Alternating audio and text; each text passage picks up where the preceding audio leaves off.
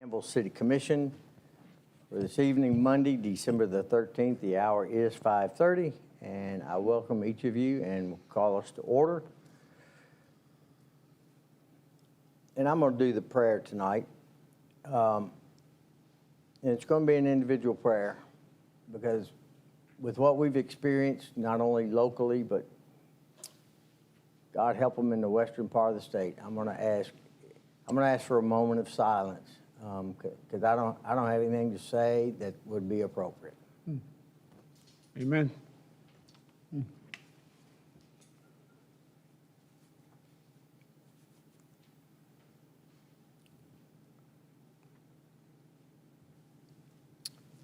Thank you. Keep them in your prayers. It's going to be a long road ahead. Amen. I'm going to ask Mr. Roger Fox, come forward, please, sir, and lead us in the Pledge of Allegiance, would you? Right up here. Right up here. Right up here.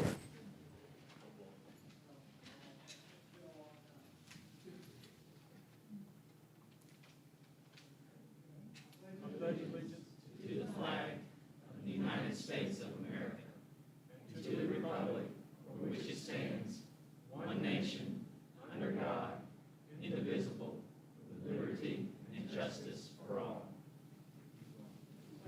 Thank you, sir. I thought we might have to kickstart you there. Commission, you've had the agenda since Friday afternoon. I assume it meets with your approval. So we'll move right on into hear the public. This is the... Did you want to make some adjustments to the agenda? Absolutely, sir. Yes, we would suggest that you delay items number 10 that related to Ordinance 1985, annexation of territories, and also number 13, a resolution associated with the Airport Financial Incentive Plan until a future agenda in January.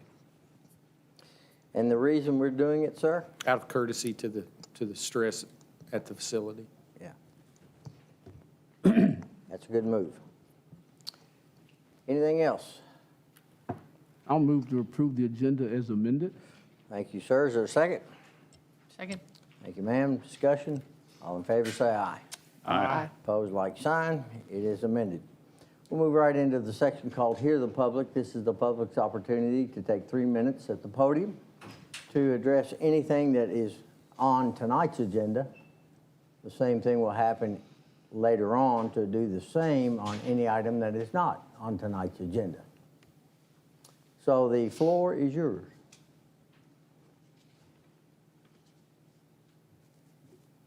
Anyone? Seeing none, we'll move right into general. And this is a proclamation congratulating the Boyle County football team. And I will ask Commissioner Terry to read that, please. Thank you, sir. You guys come on up to the podium. We're going to read the proclamation for the Boyle County Rebels football 2021 KHSAA Class 4A state champions. Whereas the Boyle County High School Rebels football team had an outstanding year representing Boyle County High School and the community. And whereas the Boyle County Rebels finished their season 14-1, winning the KHSAA Class 4A state championship on Friday, December 3rd, 2021. And whereas the Boyle County Rebels won their 10th state championship, the City Commission would like to congratulate the team and coaches on their outstanding year in representation of Danville and Boyle County. And whereas the Boyle County Rebels football team players are outstanding role models to the youth of Danville and Boyle County, and all members are applauded for their exemplary attitude and contributions both on and off the field. And whereas the Boyle County High School football team members and coaches are shining examples of focus and dedication to be the best they can be as a team, coming together to accomplish great things, and they are to be commended. Now therefore be it resolved that Mayor G. Michael Paris and the Board of Commissioners of the City of Danville on this 13th day of December 2021 do hereby congratulate the Boyle County Rebels football team on becoming the 2021 KHSAA State 4A champions and encourage all citizens of Danville and Boyle County to congratulate them on their success and representation of Danville and Boyle County. Thank you very much.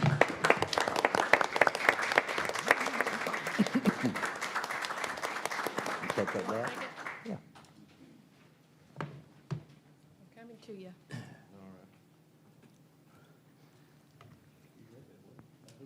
She did read that well. That Boyle County education worked, didn't it?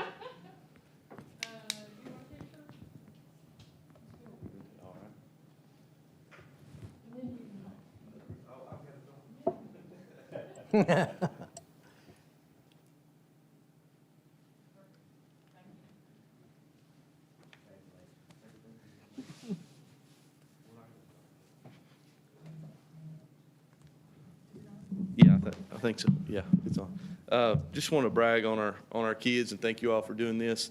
We're very blessed to have a lot of great kids and they work long hours in what they're doing, and very, very blessed for a great community that sponsors all our kids, and it takes everybody. I said that's one thing. I've been coaching for 14 years and been lucky enough to win 2 in a row here in the last 2 years, and it takes everybody rolling in the right direction. And I said at Boyle County, we've got our administration, our kids, just the work ethic that they bring every day is really an example, and it's something. It's a, we won the first one. I said, I don't know if we can do it again, and then we do it again, and just really, really very proud of our kids, and lucky to get to be around them. I said, I'm like a big kid myself, and I get to be around them, and I have as much fun as they do, and I want to give them the experience that I had in high school and be able to do that, and that's what I try to make for them every day. And our coaches, we got Coach Goldsmith here. He's our JV and freshman coach.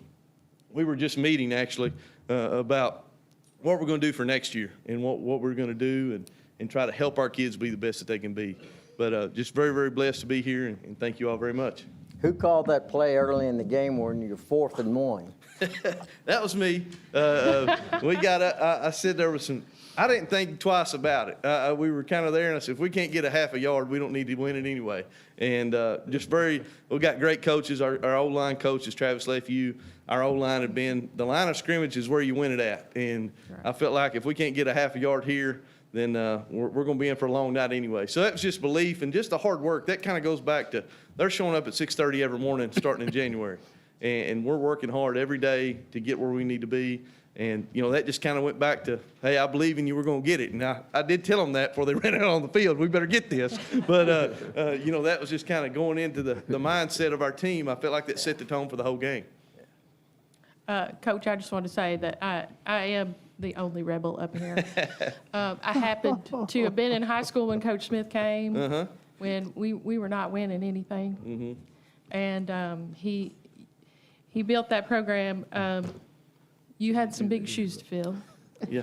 And Doing pretty good so far. and you've done that. Yeah. And not only have you continued the legacy, but you've done it with discipline, but also with love. Yeah.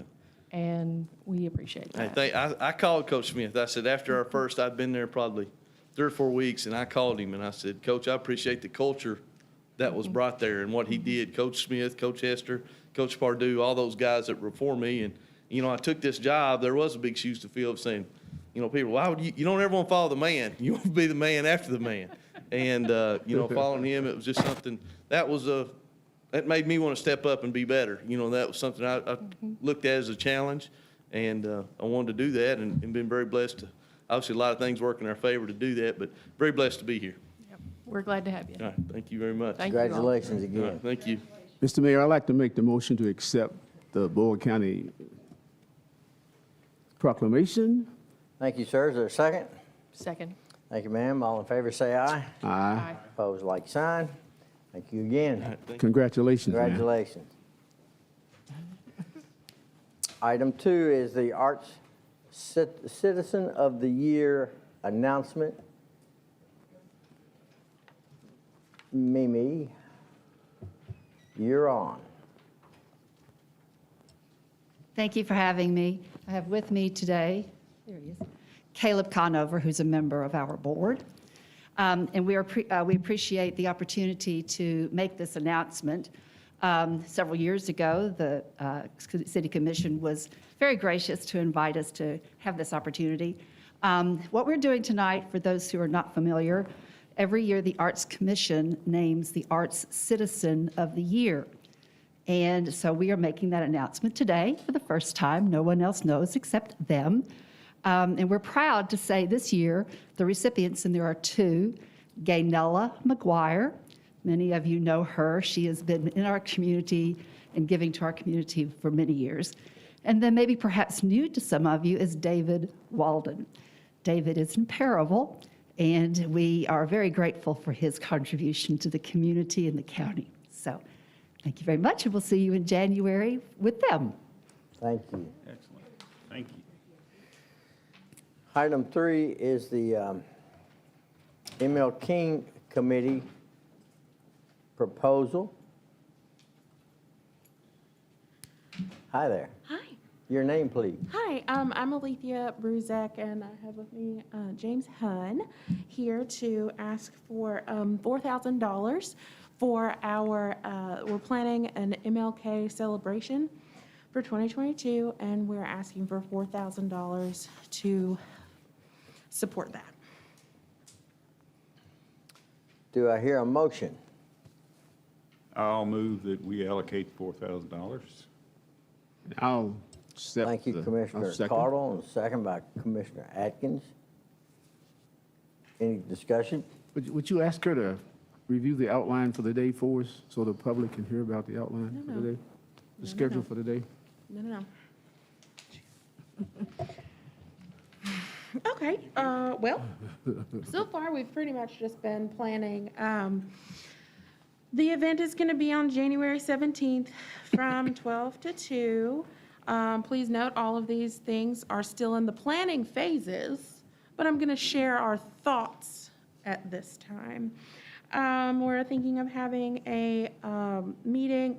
We meet at City Hall, have a welcome, and then have a march to Jenny Rogers, where we'll have some speakers, some musical selections, poetry, readings, and at the end, we'll have a grab-and-go chili supper that is, COVID friendly. So, yeah, and then we're also going to do shirts. So that's just some of the things that the $4,000 would be paying for. Do you know who your speaker might be? Is it too early? Tentatively, it's Kenneth Payne, and I don't remember the other gentleman. Damian Logan. Logan. Okay. Any questions or comments? Mayor, Commissioners, for the record, we will try to absorb this expense if approved inside of the legislative executive budget, departmental budget. Good. Good to know. If there's no further questions or comments, I will call the question. All in favor of the motion, say aye. Aye. Aye. Opposed, like sign. Motion carries. Thank you both very much. Thank you. Look forward to it. Item 4 is a presentation by Mr. Roger Fox.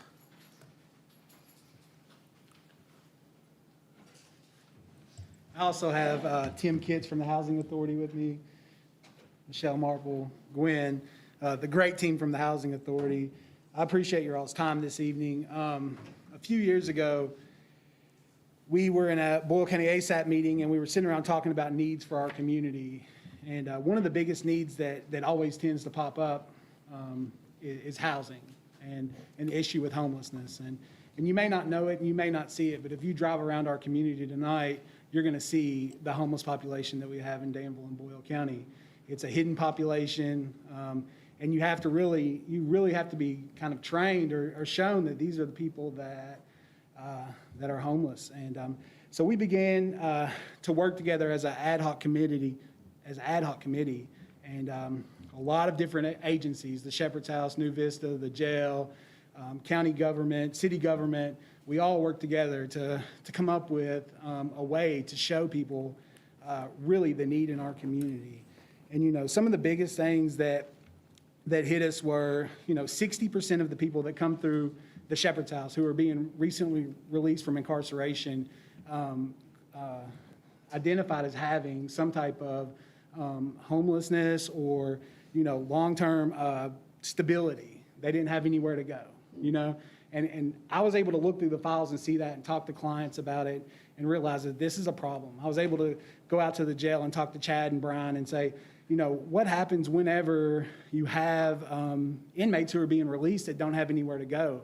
And they'll sit on our front porch or, you know, so really over the last year, a year ago, we started working on what the solution would be, you know, and honestly, our community is in need of a short-term emergency shelter that would allow people to stay for a short term, less than 30 days, receive services, help them transition into a long-term, more stable environment. You know, we have jobs available. We're working on transportation. We have, you know, substance use and mental health treatment. We have education available. But if you don't have a place to live, you're never going to be able to better your life, right? So we need that stability in our community.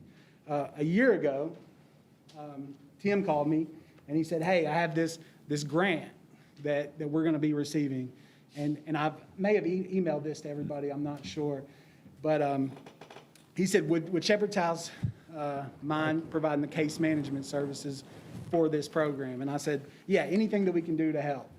And what Tim and myself and the team at the Housing Authority have experienced over the last 12 months really has impacted, I think, us dramatically about the need for a shelter in this community, the homeless problem that we have in this community, and the needs of the men and women and children that are living in our community. So since she did such a great job at fiscal court, I'll let Michelle tell you about what we've experienced over the last year running this emergency housing program with the Housing Authority. As you guys can see in the packets I gave you, we talk about the past year and our plans for moving forward. We, out of 180 applicants, that includes the applicants' other family members and children, we were able to,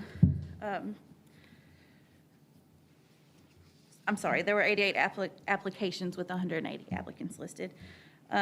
95 of those, including the children, were served through 177 nights through hotel vouchers since January alone, and 15 through the 2 apartments that we were leasing for a long term.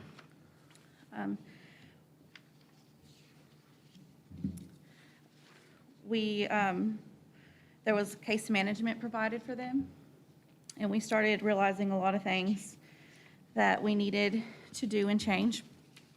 63% of the applicants were female.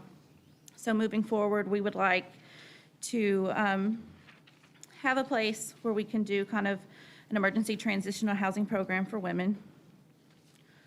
And you can read in just kind of in your. What's kind of happened to us is that we started this program out and we had these funds available to provide 3 nights, up to 3 nights for individuals in a local hotel room. So they would come to the Shepherd's House, we would fill out the application, we would send it to the Housing Authority, Tim would go to the hotel, put it in the person's name, and that person would go there and stay for 3 days. But really, when you're talking about the needs of a person who is experiencing homelessness, 3 days and 3 nights doesn't do anything except to get you out of the heat and cold, probably provide you with some food, a warm shower, a place to charge your phone. We realized quickly that even though we were doing that, we were serving these folks, that after the 3 days, we were losing them again. And they were coming back to our community and they were still experiencing homelessness, and often in the exact same place that they were when we started. So we rented these 2 apartments and we started moving individuals into these apartments because we were going to be able to serve them for 30 days at a time. We learned a lot through that process. It's more difficult. This is a population that has a lot of needs, and it needs constant interaction and services provided to them. So we really have transitioned, and this grant is going to expire on December the 31st. And my fear is that folks in our community aren't going to have the opportunity to receive these services to get the long-term vision that we have set forward for these folks. You know, 65% of the people that we served are women. You know, many of them are children, have children, whether they were in their care or they had been removed through a court case or they're with a loved one or something like that. We realize that this is a population that we need to focus in on. So we've developed this idea for a program. Tim, Michelle, and Gwen have developed this idea for a program to serve women in a long-term kind of structured program that's able to address all the issues at one time. The community, the need in our community is real, and we've been able to experience that over the last year. What we picture is a very structured schedule. If you can see on the last page, there's kind of like a sample. We have many of our wonderful community partners that are willing to come in and offer services like for domestic violence, employment services, and just to address all the issues. If we just pull people into a program and we give them housing for 30 to 60 days, that doesn't solve anything. There are outlying issues of why these people have become homeless. So our program that we envision helps address all the issues in their system so that once we do help them find permanent housing, they don't become homeless again. We don't have a specific ask, but I do hope that you guys will consider in the future how we can serve our community, men, women, and children in our community, to reduce the risk of experiencing homelessness. There was a number in this report that said that 70 children in our school system reported homelessness. The way that the school system sees homelessness is a little bit different than the way we see it, but that's 70 children that are going through that we need to intervene in their lives to stop them from experiencing, substance use and mental health and all these other issues. So I hope that in the future, this is a discussion that we continue to have. Like I said, I'm in fear that as this program begins to end, we've had some community partners come forward and offer money. They've offered some resources to kind of extend it, beyond what the grant life is. But we really, it's a need in our community. If we ever want to get over that hump, if we ever want to address substance use and mental health and the jail issue, a short-term shelter would go a long ways in doing that. What does that look like, Roger? What kind of facility, I guess? How big? What would you need? I mean, I guess you need cafeteria in the whole. Yeah, it would need a cafeteria, it would need showers, it would need a large space to put some bed area in. You want people to, one of the ideas, and me and James Hunt had sat down and talked about this a long time, we don't want people to just live off of us. We want to be able to empower people to do better for themselves. So you can stay here, but you need to enroll in these classes, or you need to, push yourself to do better, or to seek jobs and do all of these things.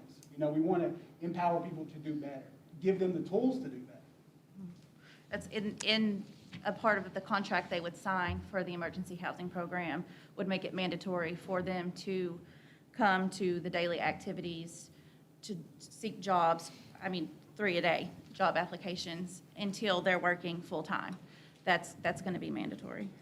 And we really think that would really help solve our homelessness issue, and that's why we're just seeking your all support for a facility to staff it, just to join in with us. When you say this grant is going to expire, so is there not a way to renew it?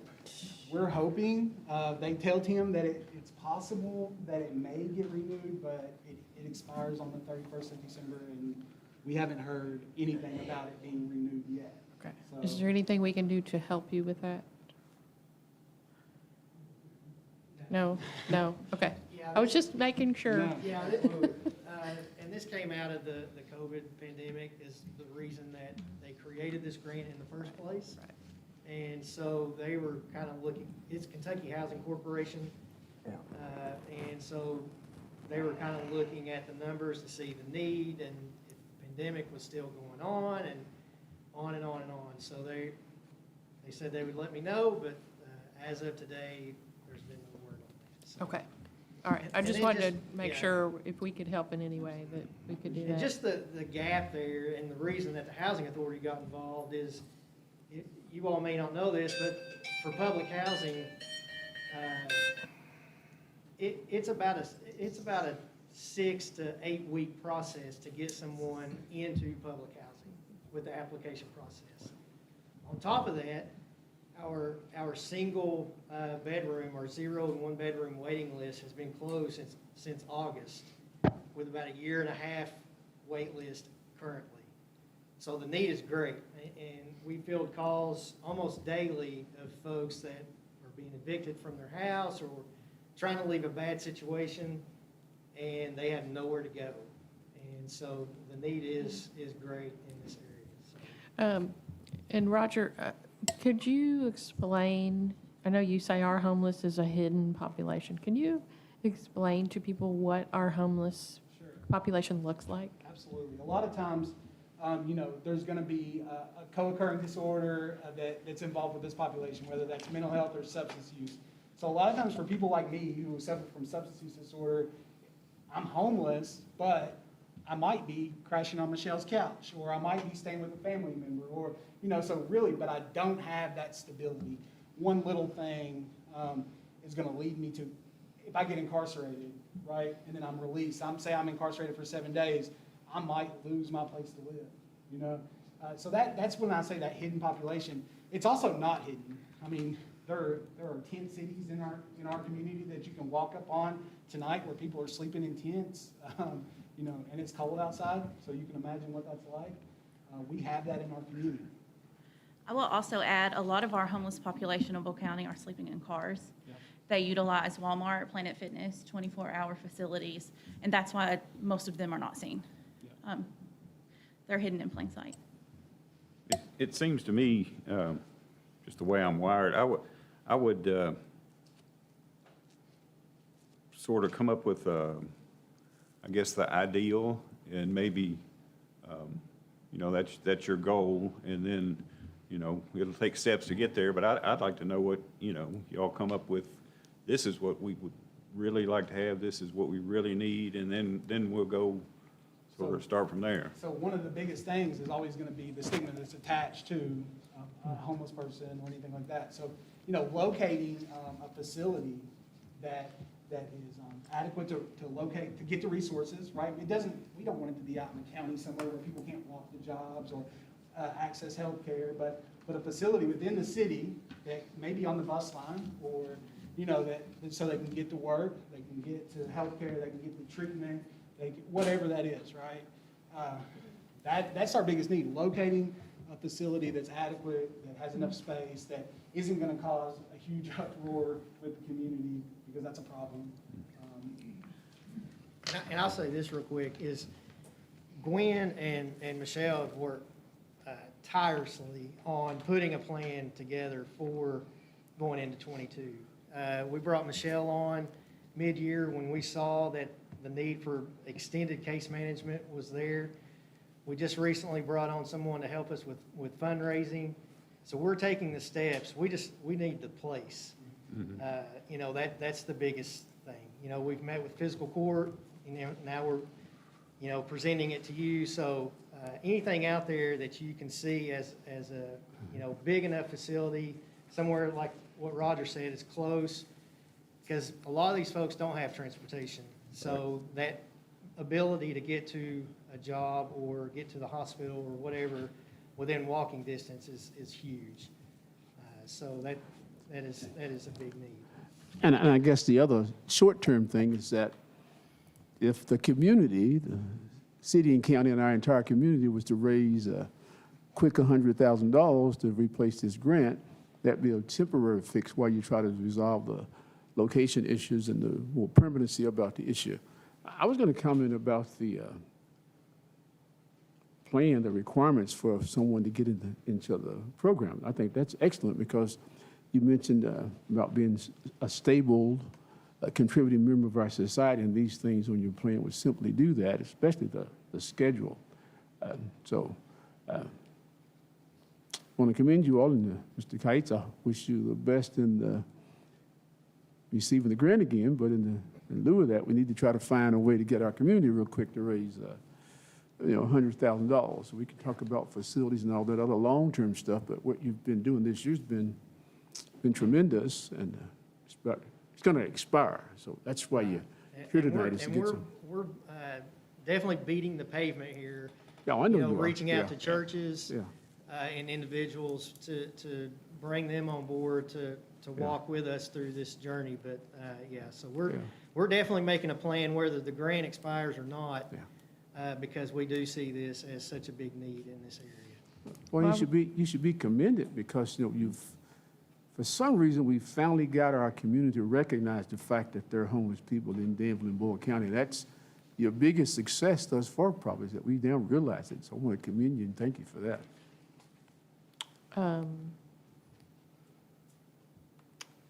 I have had an idea for a facility. It's being occupied by our Public Works at the moment. I was hoping they would be out of there soon so that we could maybe offer this facility, at least on a short-term basis.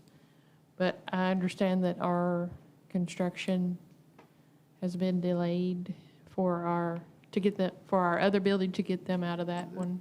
Yeah, Josh, do you want to give them a construction Yeah, schedule? our goal is still to start on that in the spring. I mean, we just keep getting estimates back on that work, and right now is about the worst time in history to bid a project. So we're trying to see if we can get those numbers. Everything we're seeing is well over $1 million to do that work. So we're trying to kind of pare down the project and make it affordable to us with the budget we have. But yeah, we would like to get to that point as well as soon as we can. So we're still trying to move forward. I met with the architect just a few weeks ago about it. So they're working on getting the bid documents ready for us for first of the year. So I hate to even ask this. Is there any way we can vacate that building and make it available? I would say not right now, unfortunately. Okay. And we'll need to make improvements to that building if that's the goal for this. So I think that maybe we can do some of that in the meantime. I don't know.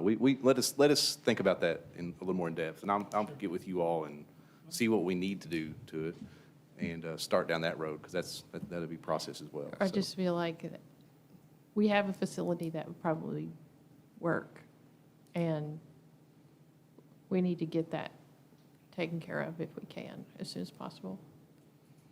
Hey, Roger, what other communities our size have successfully dealt with this? So Jessamine County has a great shelter program. They're a homeless coalition that we have an office that's kind of right in front of it, and I've been over there and toured what they're doing. They do offer a lot of resources to their individuals that come to the community there. And so that's the one that I know. I know that there's some around Campbellsville. I can't necessarily remember if it was Campbellsville, but Bethany's house in Bardstown. yeah. So there's a couple of communities our size that are doing it, but the one that I know the best is Jessamine County. And actually, the Jessamine County setup is kind of the envision that I think we prefer to have when you picture, what does this building look like? You know, it's an open space, there's designated beds, it's shared living. Yeah. We're not envisioning bedrooms and apartments, we're envisioning a shelter where everyone, there's staff there on site, everything can be monitored. My suggestion would be to arrange a field trip for as many people as you could get. Because I think people need to kind of see what's the goal here. Absolutely. Yes, sir. I can get that done. And not to belabor the point, but what does someone need to do, and who do they need to call, or what do they need to do if they do find themselves in an emergency situation? So the process currently is you will come to the Shepherd's House on 3rd Street. You'll fill out the application. It's usually pretty quick, within an hour. We fax the paperwork to Tim and his team. And then now at this point, because we have such a good relationship with the hotels, we can just send an email and say, hey, I'm sending Roger up there for 3 nights. And they say, okay, send him on up. Make sure he has his ID. If he doesn't have his ID, we'll figure out a way to get the ID, then get the person there. Do you all have someone on call 24/7? So there is a 24/7 line. What we've experienced is that a lot of them do happen during the day. You know, a lot of the Okay. calls. So we're not receiving. People have been able to reach out through Facebook, either through the Housing Authority or through ourselves. And there's also an online application at the Housing Authority's website that a person could utilize after business hours. One more thing. I would encourage everyone to look at the series on Netflix. It's called Made, M-A-I-D.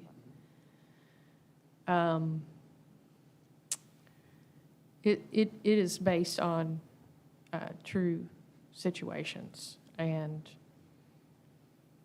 I've been in that situation to a certain extent myself.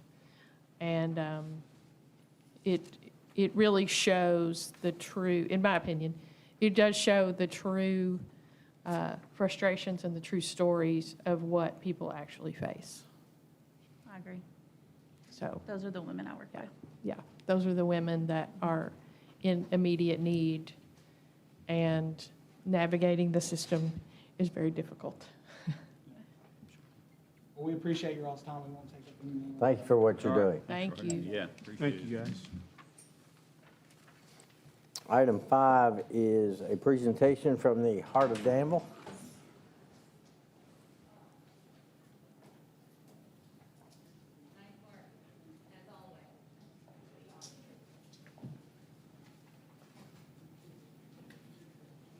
Ladies, the floor is yours. Thank you. Hello, ladies and gentlemen. I'm Ann Yeager-McCroskey with I'm the chair of the Heart of Danville, as you know, because I see you regularly. And I would like to introduce to you Mary Conley. We have hired her to be our executive director at the Heart of Danville. And I also come to you tonight to ask you to sign our letter of commitment. It should be in your packet to partner for another year.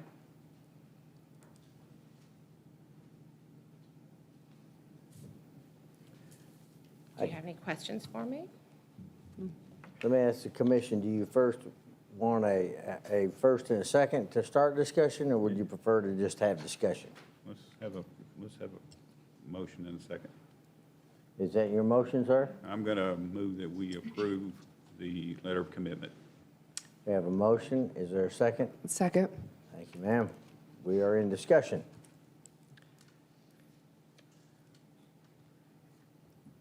I'm excited. There's a full-time director. Yeah, so are That was a we. surprise. We Did you have- all do fundraising or? We how did. Wow.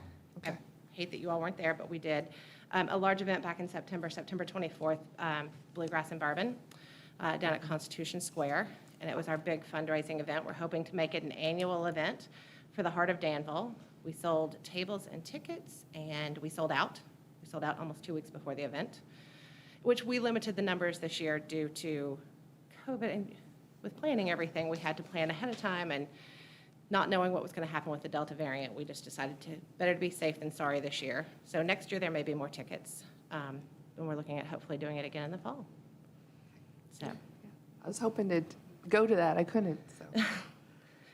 I'll remind you and send you a message, sure.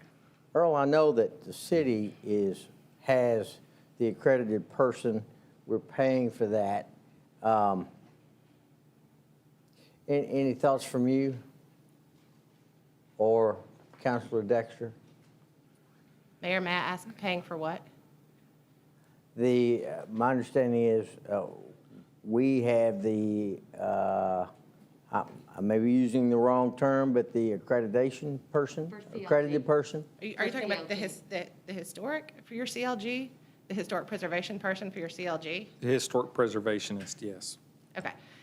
So there's a separation. So your historic preservation person, Joni House, and the Heart's executive director should never be the same person.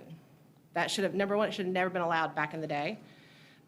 We've looked into it. We really aren't sure how that happened, because the person who promotes business in town should also not be your authoritative person. They should be, and your authoritative person, Joni House, should be the person who advises for the city, has all of the knowledge, and is not the person who's trying to get people into buildings downtown. Because then you have things, like we have this problem. And on Main Street, we have a building that was redone years ago, but it has no doors to 3rd Street, or to Main Street. So it's not useless, but it's hindering in trying to rent that space, and it's sat empty for many years. And that's why the person who promotes business and economic development should not be the person who is making sure that everything is done by the book and by the letter of the law. Does that make sense? So that's why they should never be the same person. It can create a conflict of interest. Yes. And then it's a question of, are they working on the business's behalf or the city's behalf? And we've been friends a long time, so I feel like I can ask you this because you know how I feel about the Heart. But it has been said that the Heart feels like it should not be in charge of downtown events. Yes. Is that? So yes and no. Let me, I'm happy to explain that, explain. Yes. please. So yes and no. So we don't, number one, we don't have the budget. We have been raising, because, so you all gave 26,000 last year. 26,000 doesn't hire a full-time director and do any programming. So that's the problem. Do you hire a director if you don't have any money for any programming?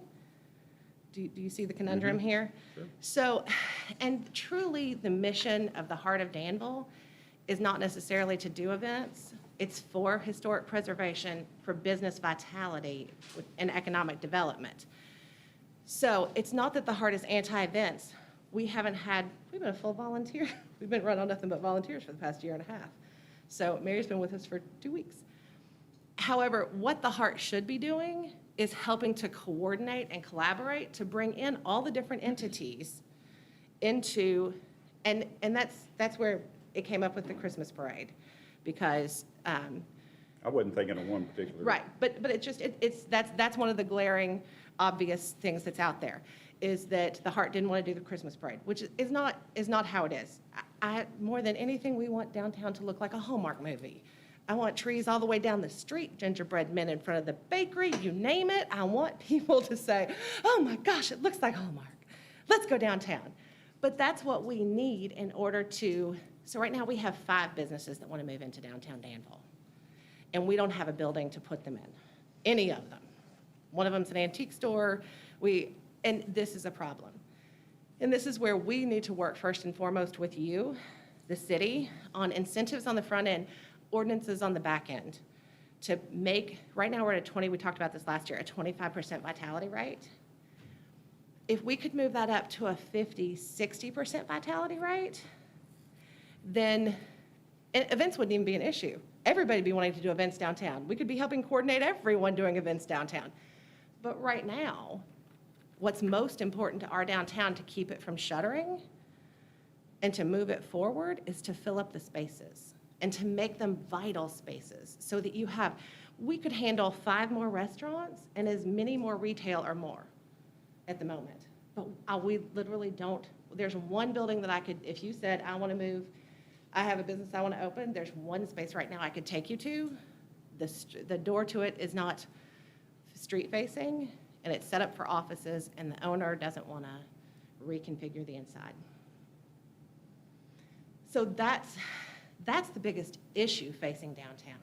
Events are like the icing on the cake, and our goal is also to get away from the one and done type of events that have happened in the past, where for 1 hour something happened downtown, or for 2 hours something happened downtown, and it really didn't have a huge effect on the retailers. And the Christmas parade's a perfect example. The Christmas parade happened. It's a great, feel-good, wonderful thing. And trust me, I have a 4-year-old. I want more than anything to have all the things to take her to, just like I grew up with. But it didn't do anything for our retailers. And it did very little for our restaurants, if any, because most people ate before the parade, and the fire department does a chili cook-off. So what would be a better thing to happen, instead of necessarily one Christmas parade, would be a whole weekend of Winter Wonderland, coordinated with the Heart, the CVB, the city, the fire department, the whole 9 yards. So we had a whole list of here's everything that's happening. This is a reason to come downtown and spend all afternoon, all evening in this beautiful Winter Wonderland. I mean, Earl did an amazing job with Whizziker Park and all the lights this year, but we don't have anything down there for people to go to. So other than go take pictures with the lights. So who do you suggest coordinates that? And the Heart's happy to work with all the entities and help coordinate all this. We just can't, we don't have the budget, number one, to take it all on. We don't have the money, number one. Number one, we just don't have the money. It's that simple. You all know what our budget is. Actually, I don't know what your budget is because I haven't seen it in a while. We'll be happy to send you a new one. We're getting ready to, so why do you think we hired me? And part of the, Well, And talking about budget. part of the commitment says on here, the program shall report to the local government at least quarterly. and I plan to do that. And I don't think that's been happening. Well, they didn't have a full-time director, and so. Right, so that's also the same thing, and point number 2 is, in the event the program director is vacated during the term of this agreement, we agree to fill the position with 3 months or less, within 3 months or less. And that's why we came to you last year and talked to you about that, because we were in the middle of COVID. It's not like we had people beating down the door to get hired anywhere, especially to do this type of job, where you have to go out into the stores, into businesses that weren't even open last year.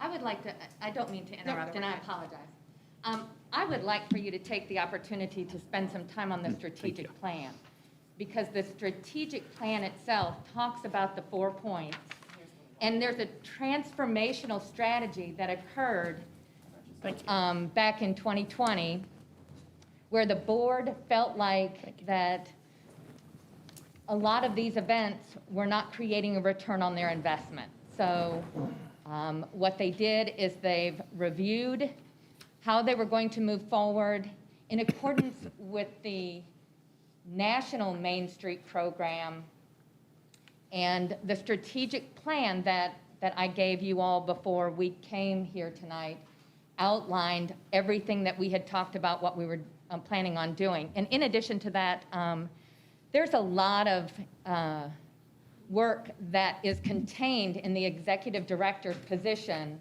which is collecting revitalization statistics, which I think are very important, so that we can look at the value of our city and understand how we compare to other communities. And those statistics help you do that, because we're managing or we're comparing salaries and as a whole, not individually, all of this is summary information, value of properties as a whole, and all this cumulative data is sent up to the your local state representative, and then is shared with the National Main Street Program.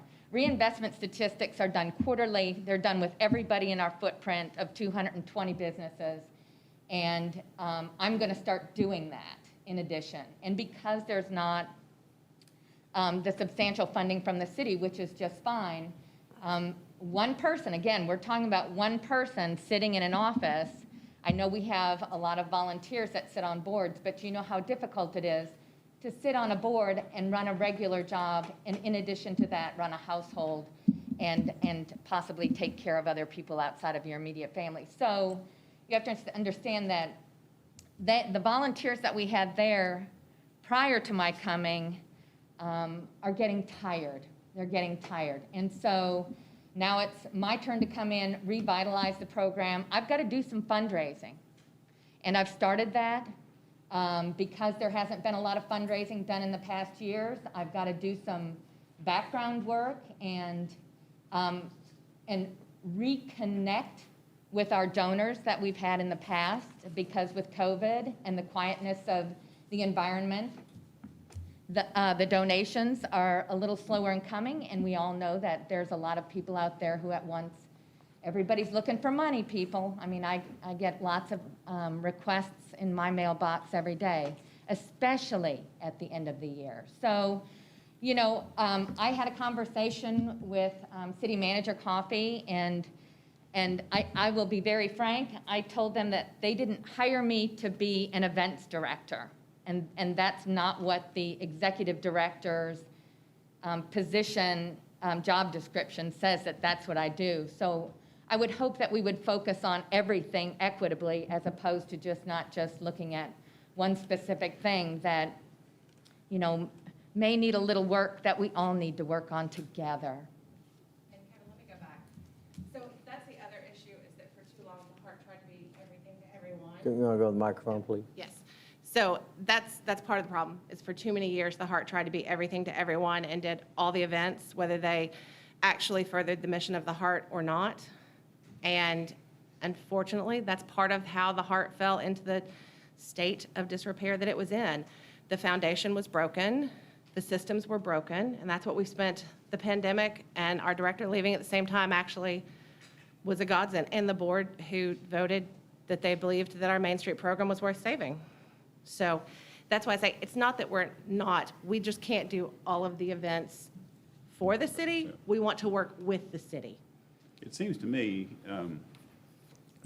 that this is much like a situation we had recently with, I'll use the airport as an example. We need to talk to each other. I don't think we've talked to each other. That's my next point for And, you. you know, the city has, I'm not speaking for everybody in the city, but I think there's some expectations that we have that maybe you all don't see as falling under your umbrella, but maybe we could collaboratively come to some sort of conclusion that'll work for everybody. And it seems like there's been, Not enough just- communication? yes, Not enough communication. exactly. So Well, that's also my other ask for you, is that we don't have anyone from the city on any of our committees or our board. In the past, we've always had, Donna Peak was on our committees, on our promotion committee for years and years. And so we had much better communication, at least of expectations and what was going on. And she retired, and COVID hit. And so that's my other ask, is if there's someone from the city who could join at least one of our committees or our board. And the correct way to do it is join a committee, be on the committee for a year, and then move on to the board. I'm going to go back to your letter here that says that the director shall serve as the liaison between the community and the local government. And what I wanted to do is ask staff, not at this moment, but I need some clarity on the separation of the CLG, which is the Certified Local Government, and the Main Street Program. I need some clarity on what the separation is and the responsibilities and duties of each one individually, because I think that's gotten confused. Are you talking about the CLG preservationist role or the CLG as a whole? All of it. Okay. I think everyone needs some clarity on what's involved, what each one means. I think I can get that for you. I think Earl is going to get that, Okay. or someone on staff. Yes, Bridget, perhaps. we will do that. We talked a little bit about with Bridget earlier today and just trying to describe what each is. And so some of the problem too is that what we learned during the downtown master plan project, which we're working on the implementation side now, was that there's a lot of the things that is within. So he identified, the consultant identified several goals, and some of which was an acknowledgement that there is a need for businesses downtown that exists, and some of those businesses don't fit into the category of things that we say contribute to economic vitality. So a bank, for example, they need office space downtown as well. And so what the downtown consultant indicated is that there's a need to expand usable, rentable space downtown. And what they suggested is that the city figure out how to do that, and then recommended, as a lot of other cities has done, is allow the Main Street program to, and I'm throwing this out there for discussion relative to some of the things on here, and I'll mention them now, but that most Main Street organizations, and we learned this on our recent site visits to Madisonville and Henderson, is most Main Street organizations become a volunteer organization and to support getting people downtown, which is the number one priority. So to improve economic vitality, the number one thing is to get people into downtown. That has become the standard, right? Whether it's through events or recruitment or however you want to describe that, through just simple restaurants on Friday night. But at the end of the day, we need to get people downtown, right? And so if we have to, it becomes very complicated if we have to figure out a way to increase the square footage of office space downtown, which they recommended, for example, some of the parking lots, figuring out a way to claw those back so that structures can be built in those spaces, for example, and you'll remember that as we went through it. And so then when you're looking at things like number 5, that comes in 2 parts. So you got development and implement a comprehensive approach to downtown revitalization, which is the downtown master plan specifically. And so from that then was the recommendation that the city take on the role of figuring out how to do your design and your expansion of your office space downtown through various methodologies, TIF districts, for example, to aid in financing the acquisition of small parcels, combining those with the large parcels. And I know these are very mechanical, but then pushing those back into the private sector. And so there's a lot of lifting there in order to facilitate that growth. And then, which is the other component of, which is promoting and allow your Main Street organization to become the promoting arm of that exercise, right? And so then when you go on down through there, a lot of, then after number 5 is provide data and statistics for monitoring to the state. Number 7 is training credits towards just simply making sure that we're trained properly. Number 8 is really the historic preservation, is what your DHB does for you, is maintain that. There's obviously, we want to promote that, which is an aspect of the Main Street. The number 9 is establish broad-based community support for the program, then hold annual meetings and create an annual report for the state. Credit participation essentially with the state, again, through publication and just documenting what you do. Number 11 is essentially lobbying that on behalf of the Heritage Council. Number 12 is, to read it, is that we maintain an appropriate use of the Kentucky Main Street designation, and the fact that we're accredited. Essentially saying that we can only say Kentucky Main Street when we're accredited. And so the question that has been posed to me by some of the commissioners, and I want to make sure that we debate it fully, is that what does the city get from approving the letter of commitment? What do you actually gain from it? A lot of the information that's listed is gathering statistics and just simply reporting those to the state to verify performance. Well, if our number one priority is to get people downtown, how does that help us? If our number one goal is to just simply improve economic activity downtown, acknowledging that the city has to figure out a way to implement the downtown master plan's growth in recommendation, it's just something to discuss. It's something to, when you look at these as individual items, trying to quantify, and maybe you want to address that. What's the actual benefit do you want me to for the answer city? some of those specific Yeah, points? what's the Okay. actual benefit to the city to participate? So let me give you some examples. So so as far as like number 8, with the historic preservation, if you are familiar with Plaid Elephant on 3rd Street, due to the Heart, so it's a new children's bookstore in town. So what the Heart does is the Heart does a building inventory, and we've been inventorying all the buildings because some of these buildings are so old that there's not, that when you go to get the PVA card, so if you're someone who wants to invest or open up a store and you are looking at these buildings and you go and get the PVA card, because that's where most people would start looking to see who owns it, is it rentable if it doesn't have a sign in front? Because that's the other confusing thing about our town is you see a lot of storefronts that aren't in use. Could I interrupt you on that? Yeah. Did you ever send that inventory to the ED? We still haven't finished it. Due to COVID, some of the building owners, we still haven't finished. Okay. But 'Cause yes, they as had we been finish, asking we'll for let you that. know. Yeah, okay. And yes, so we sent part of it to the EDP. Okay, Some of that it was was- already finished. Sorry. But it's going to be an ongoing process for a while, partially due to COVID. And we have a couple of building owners that aren't comfortable. They're scared of their buildings, okay? They're what? Scared of their buildings because their second and third floors aren't in good shape, or they don't know. So that's one of our initiatives for coming up you'll see in the coming year. So for instance, the Plaid Elephant, we had already done a building inventory of the Chase Bank building. We knew that the space was available. In fact, there were some lawyers looking at renting at that time. And as soon as we knew that the lawyers were not going to be signing the lease on that, because we weren't trying to be rude to people, but we took the owner of Plaid Elephant in. The problem was the space was not conducive to retail. It did not have an exterior door. We worked with the Heritage Council. We used all of the things that are beneficial to us and available to us with the state.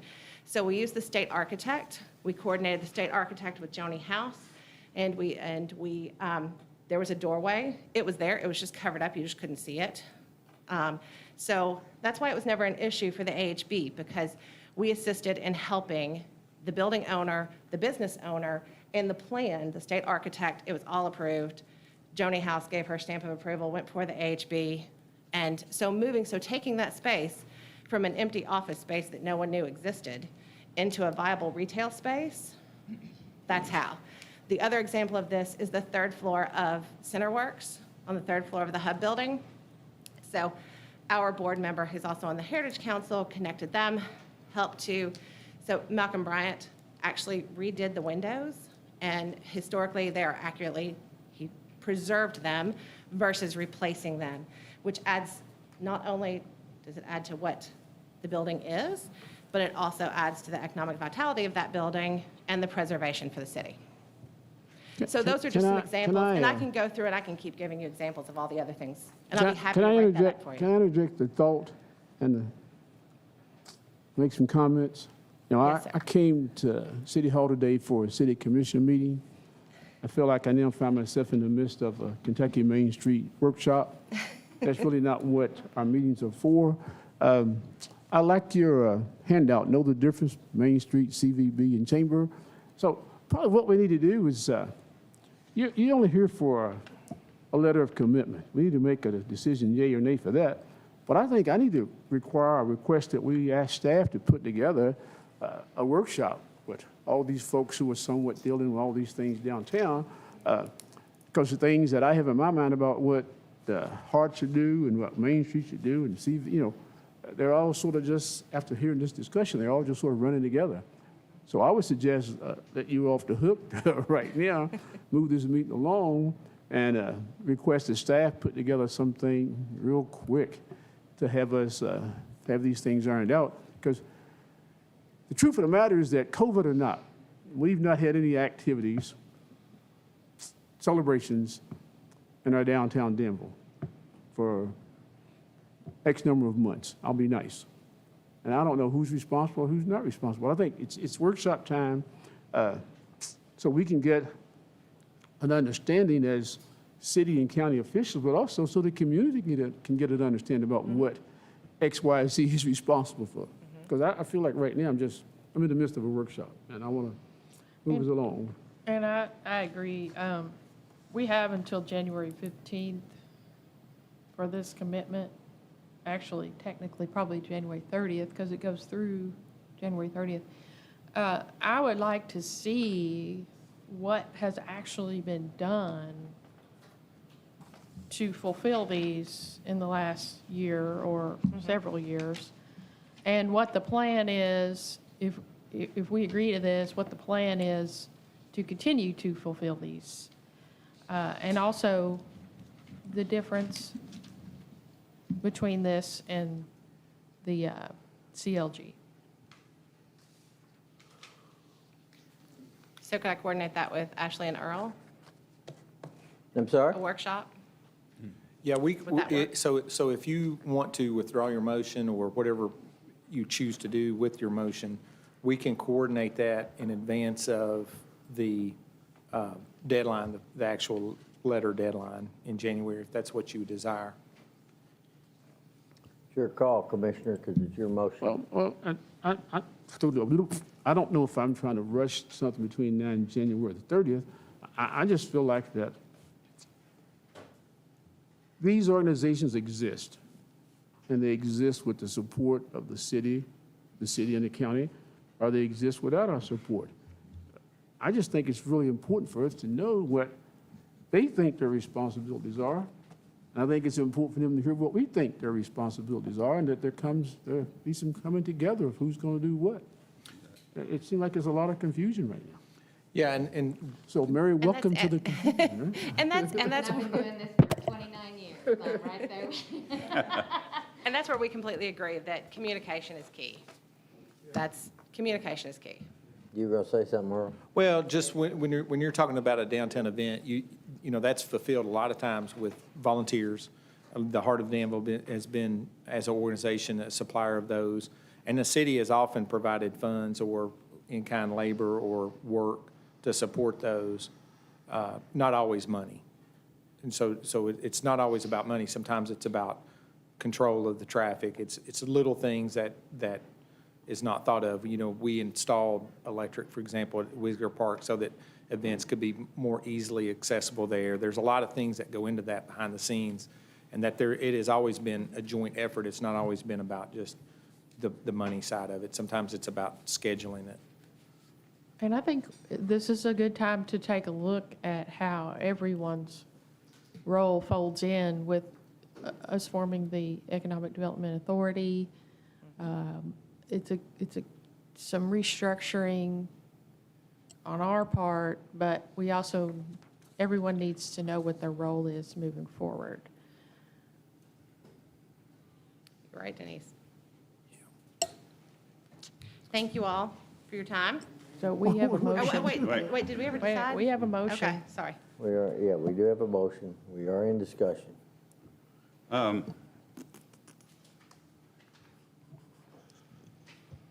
So the motion could be withdrawn, or there could be another motion to table. You don't have to withdraw the motion if there is a motion to table, Mayor.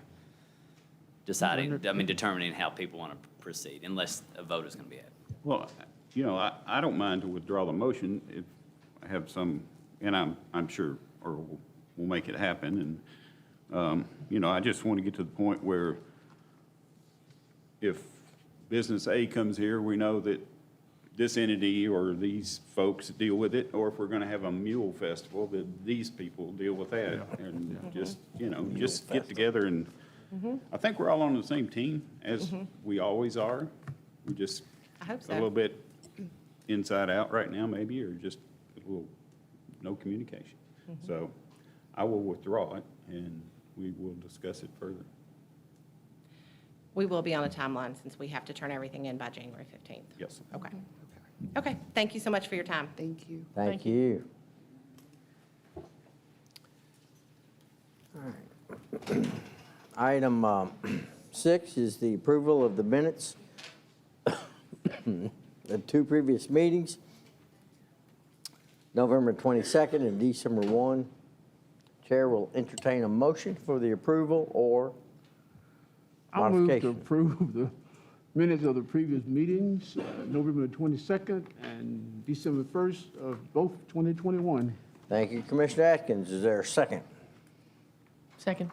Thank you, ma'am. Discussion? Seeing none, all in favor say aye. Aye. Opposed, like sign. Motion carries. Item 7, Parks and Rec update. Mr. Teague. Thank you all for having me tonight. Just wanted to touch base with y'all and let you know what's going on in the Parks and Rec world.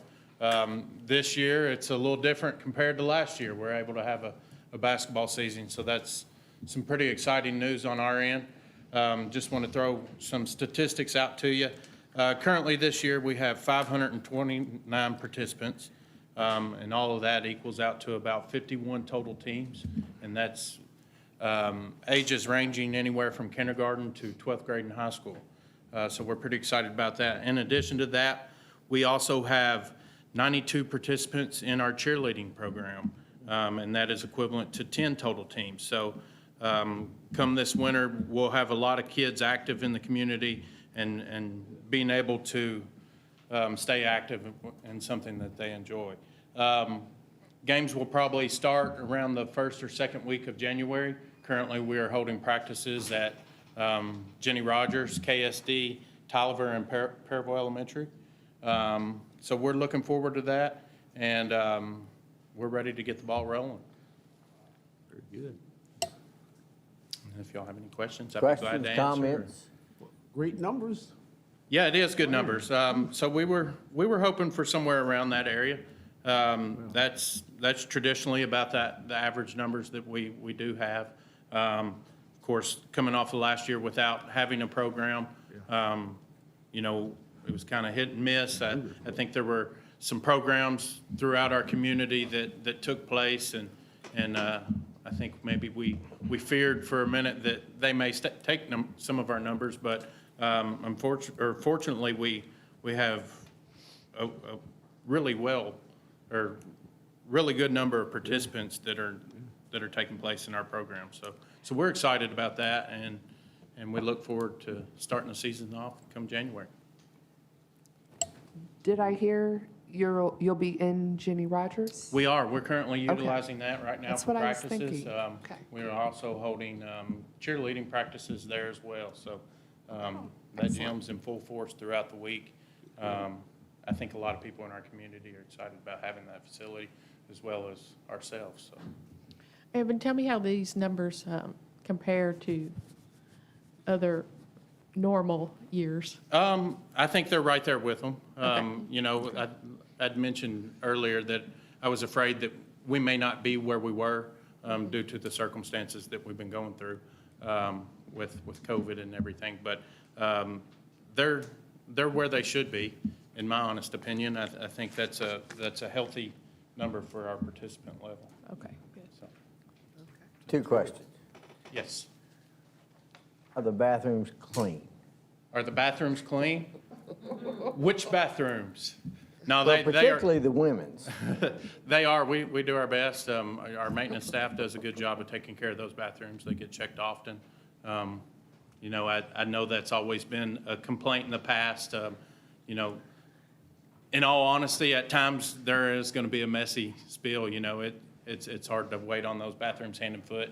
But we do a good job of checking out the bathrooms, making sure they're supplied with all the proper cleaning solutions, hand sanitizer, take out the trash. Second question is 2-part. Number 1, how are you limiting or monitoring the cooler situation? And that leads to the second part, how are you monitoring concessions? Well, currently, we do not do concessions or bring in coolers to our basketball programs. Since we do utilize both Boyle and Danville school systems, you know, we have to abide by their school policies, which is no food or drink in the gym. How about in the summertime, though? In the summertime, for out at the parks, I think that's a different beast to tackle, to be honest. And I don't know that you restrict people from bringing in their own beverage to the park, but it's definitely something to look into. Don't other communities do that? To my knowledge, no. You might want to check that out, because I've heard for a couple of years now that that's a policy in some places. That's definitely something that I can look into. Yeah. Yeah, because if you're trying to sell water or whatever, it's like going into a restaurant and bringing your own hamburger. I'm not sure that really works too good. I understand that. So, just a thought. Keep that in mind and look into it. Look forward to your answer. Okay. And that's kind of, That's twice I've been asked about that, so. I think it's been an issue before. I mean, Yeah. it does affect our concessions revenue. Most places, you're not going to get your cooler past the parking lot. You're not what? You're not going to get your cooler past the parking lot. So, you know, and I understand, I mean, if a family is there all day, it's expensive to eat at the concession stands and kids want stuff. But if someone wants to go back to their car and eat out of their cooler sandwiches or whatever, we can't control that, but we can control them bringing it inside and no outside food or drinks inside the parks. Which leads me to, I believe you are working with our consultants on planning for our parks, and I hope you're doing some Yes, planning for I've been programming. heavily involved with Josh, and we've had several meetings. For example, last weekend, we were down at Michael Smith Park for a question and answer, JHU, human appearance. So we got some good feedback out of that, and Okay. it's interesting seeing seeing the direction that we're headed. So I have been heavily involved with Josh, and we're working on that. We'll look for an update Yeah, on that. I'm And excited. I wanted to offer my condolences to you and your family. Thank you very much. I'm going to make one comment, Yes, sir. and I hope nobody gets offended by it. We do not need to be in the process of process of policing adults and kids bringing food to our parks. Again, we got to realize that there are folks from lots of different SES levels, and it's expensive enough just for the kids to play and to travel and do all this stuff. I've got a 10-year-old. I've just never been to a park where anybody's asked me about what was in my cooler, take my cooler back to the car. Because some parents are bringing coolers and food because they're helping to feed the whole team. So it's expensive enough without us monitoring the food coming in and out of our parks.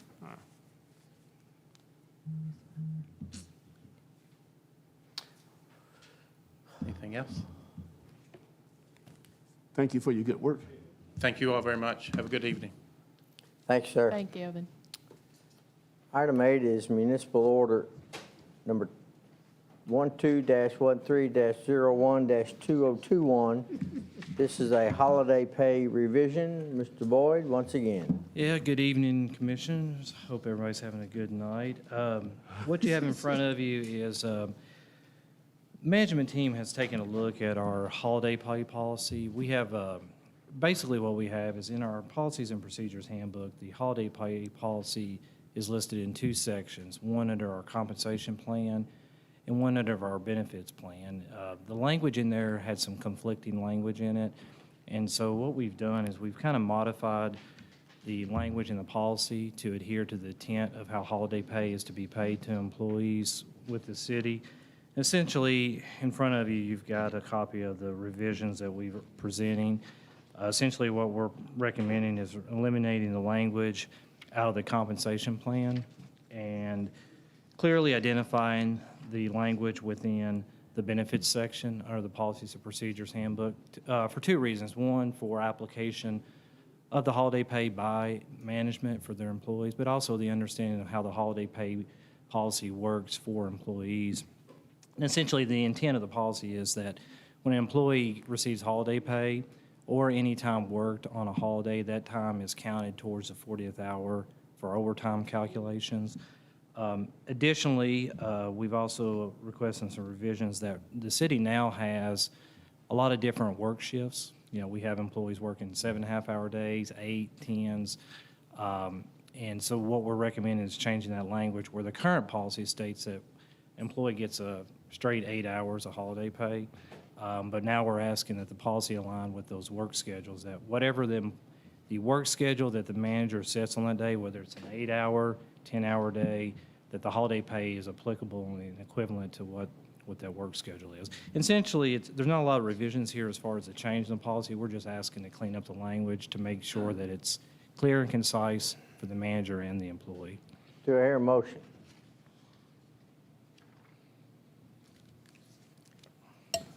I'll move to approve municipal order 12-1301-2021. Thank you, Second. Commissioner Atkins. Thank you, Commissioner Terry. Any discussion? I do have a question. Yes.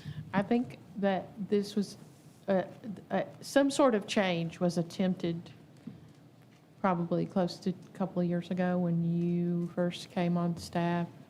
And then we discovered that that was not a good change. So I just want to make sure that this is a good change and we're not repeating the mistake that was made a few years ago. Well, and what we did is because there's so many stakeholders involved with holiday pay, because it's a compensation policy, the management team met as a group and we reviewed this policy as a group. So it's not just myself, city manager, making these changes.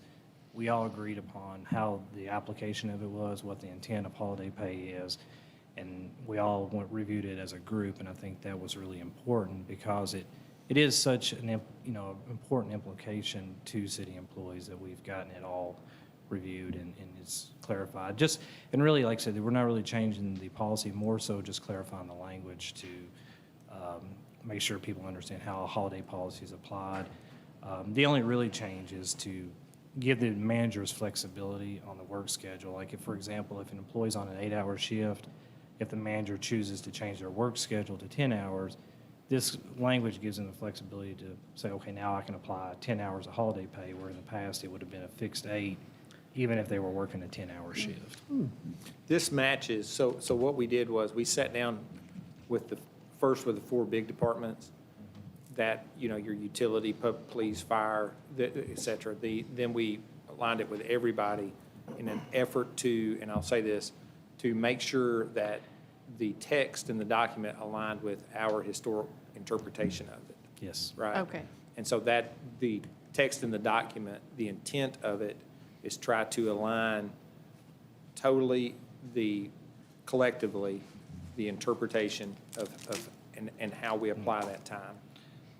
Yep. And then how we, implement vacation pay around that time. For example, that's the biggest question. Yeah. That's the biggest thing it cleans up is if someone wants off of a holiday that's a 24-hour facility, what does that look like? Right? Yeah. When And do what they does ask it for look like if they work that holiday? And then also what they work on that holiday, yeah. Yes. Right. That So was we- my main concern. Yes, and we are on the same page there. We're Yes. trying to verify and make sure that everybody interpreted it exactly the same. Yeah. Okay.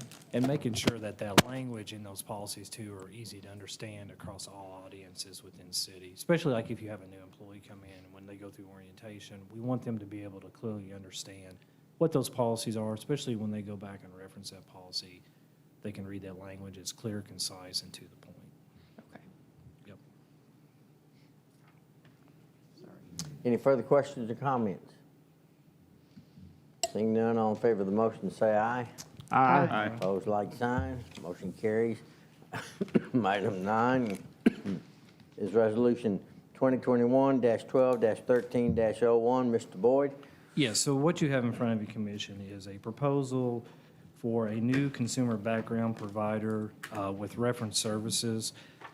This would be applicable for all of our non-DOCJT positions, which is all departments with the exclusion of 911 and police department, which they have to go through DOCJT screenings.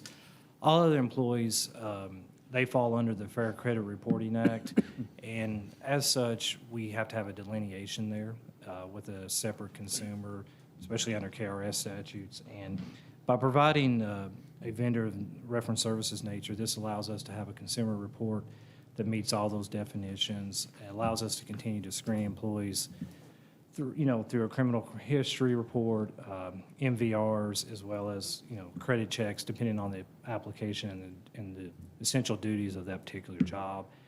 And based on the cost assessment, and this is not a contract, this is essentially a schedule of fees. Essentially, you pay as you go, depending on the number of employees that we hire annually. Our estimated cost citywide would be $4,200, and that's factoring in any part-time, full-time employee, as well as any volunteer that you hire with the city would go through this screening criteria. Do I hear a motion?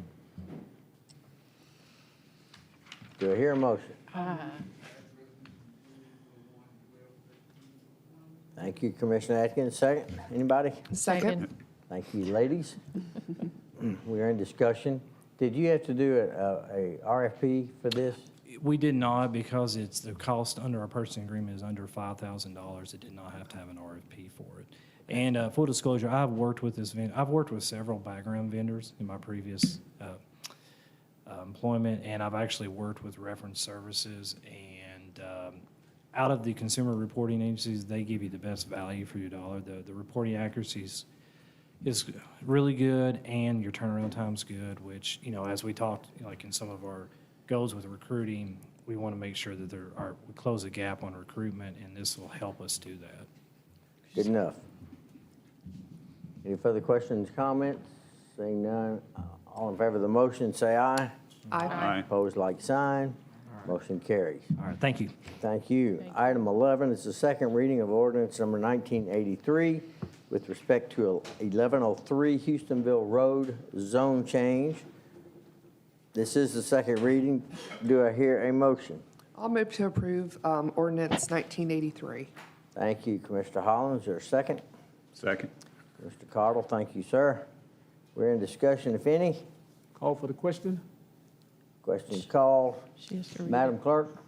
This is the second reading of ordinance number 1983, an ordinance changing the zone from R1A Single Family Residential to HB Highway Business for approximately 0.246 acres more or less of real property located at 1103 Houstonville Road in the city of Danville.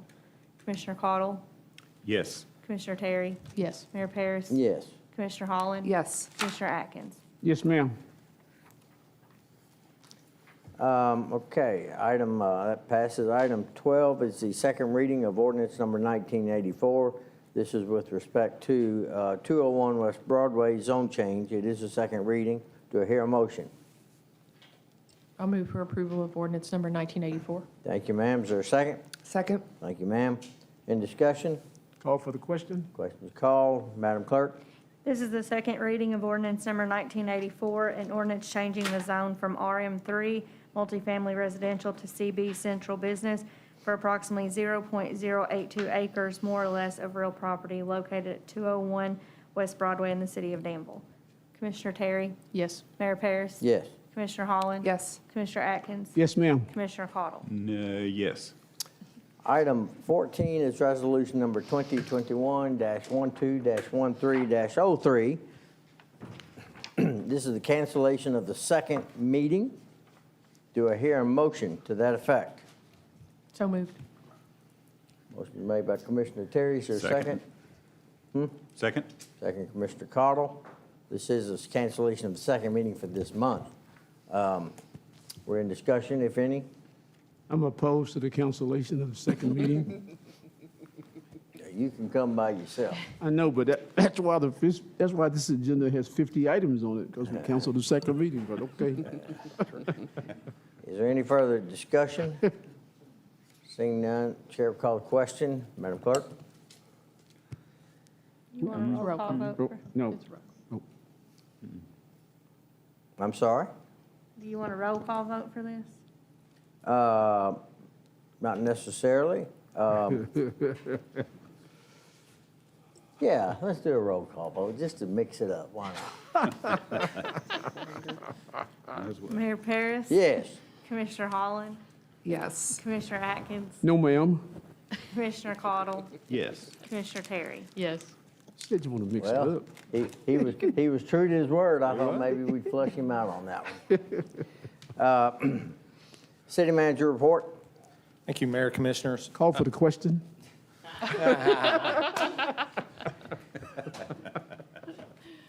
Shorten him up. Go on, Earl, I'm sorry. Chief Doan. Gonna do something about him.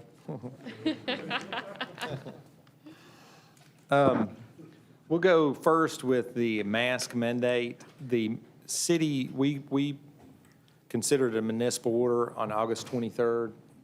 The commission passed that. The municipal order had several different requirements. One was the employee face mask. Another was the public visitors face mask requirements, meeting requirements, cleaning and sanitation requirements for city employees, and also other policy requirements. At this time, what we would like to do is ask the commission to vacate the employee face mask requirement and also the public visitor requirement, in that that's the community norm at this point is to, I know the schools has adopted that, the other public agencies in the community has lifted the face mask requirement in favor of just the majority of vaccines that has happened. Leaving in force the other requirements of the municipal order, and with the understanding that we will bring back revisions to the municipal order sometime in January, possibly at the end of the month, or shortly thereafter, after the issues related to the OSHA requirements that are being considered are fully developed. And so, simply put, we're asking you to lift the mandate of the mask requirements that was in the municipal order, and then leave in force the balance of the document. Let me get a first and a second, and then we can discuss. We thought about drafting another full ordinance, but it seems cumbersome now with. What do you want here? Just exactly what I said, a motion to. A motion. Lift those. We need a motion. I move that we lift those bans as recommended by the city manager. Thank you, Commissioner Cottle. Is there a second? Second. Thank you, Commissioner Terry. Discussion. So Do you have to come to us each time that this may need to be adjusted? Because that's really what I'm looking for here is for you all to be able to kind of make that daily call. Yeah, we'll consider that when we replace this document next time, Okay. right? And make it a little bit more mobile. We can do that. Yeah, it needs to be more mobile so that Right. you all don't have to come to us each time a change needs to be made. Correct. But in Boyle County, red, and the state of Kentucky headed towards red? I don't know what it is today. Randy normally tracks that for us. Man, The, I don't want to do that. We've had real success with employees being able to attend work on a regular basis without issues. I'm just concerned about us going backwards because the state's headed toward red. Well, that's why I was asking for something a little more And in versatile. fairness, I should step in and say that the staff's recommendation originally that was presented in August, I believe it was, included a recommendation that staff be able to amend the precautions as necessary from time to time without further action by the commission. And in my drafting, I neglected to include that point in the memo or in the municipal order. So, but for that lack of drafting on my part, you wouldn't have had the conversation before you today. You approved the memo that was recommended. However, it did not get in the final document, which is on me. So on the next round, did good. it will be in there. So it will give staff flexibility to deal with the pandemic issues as necessary in their discretion. This would remove the mask requirements inside our buildings, inside our facilities, right? Inside our facilities, right. But can we make that, change our signage to mass Optional. requested or? Recommended, appreciated. Recommended, yes, that's the word I was looking for. I was trying to recommended. brainstorm with you there, sorry. I said optional, but So yeah, recommended. essentially what we're doing is changing the public signage to recommended. So social distancing, proper social distancing and vaccination has seemed to have a significant impact. But you're correct, it'd be nice if we could move our reaction with the color of the county, so to speak, as it moves into a red or more severe category. And we will definitely work towards that. In the meantime, we're headed towards Christmas, and we would like to manage the restriction with the mask a little bit differently if that's possible. Certainly, I think staff supports that at this time. A lot of them have been vaccinated now and also had their third shots. And so with social distancing, that is, we're trying to achieve comfort and also comfort at work too with that. Yeah, I think that's what we're trying to accomplish. Correct. Not good. So we have a motion and a second. Any further comments? Seeing none, I will call the question. All in favor of the motion, say aye. Aye. Mr. Atkins? Opposed? Motion carries.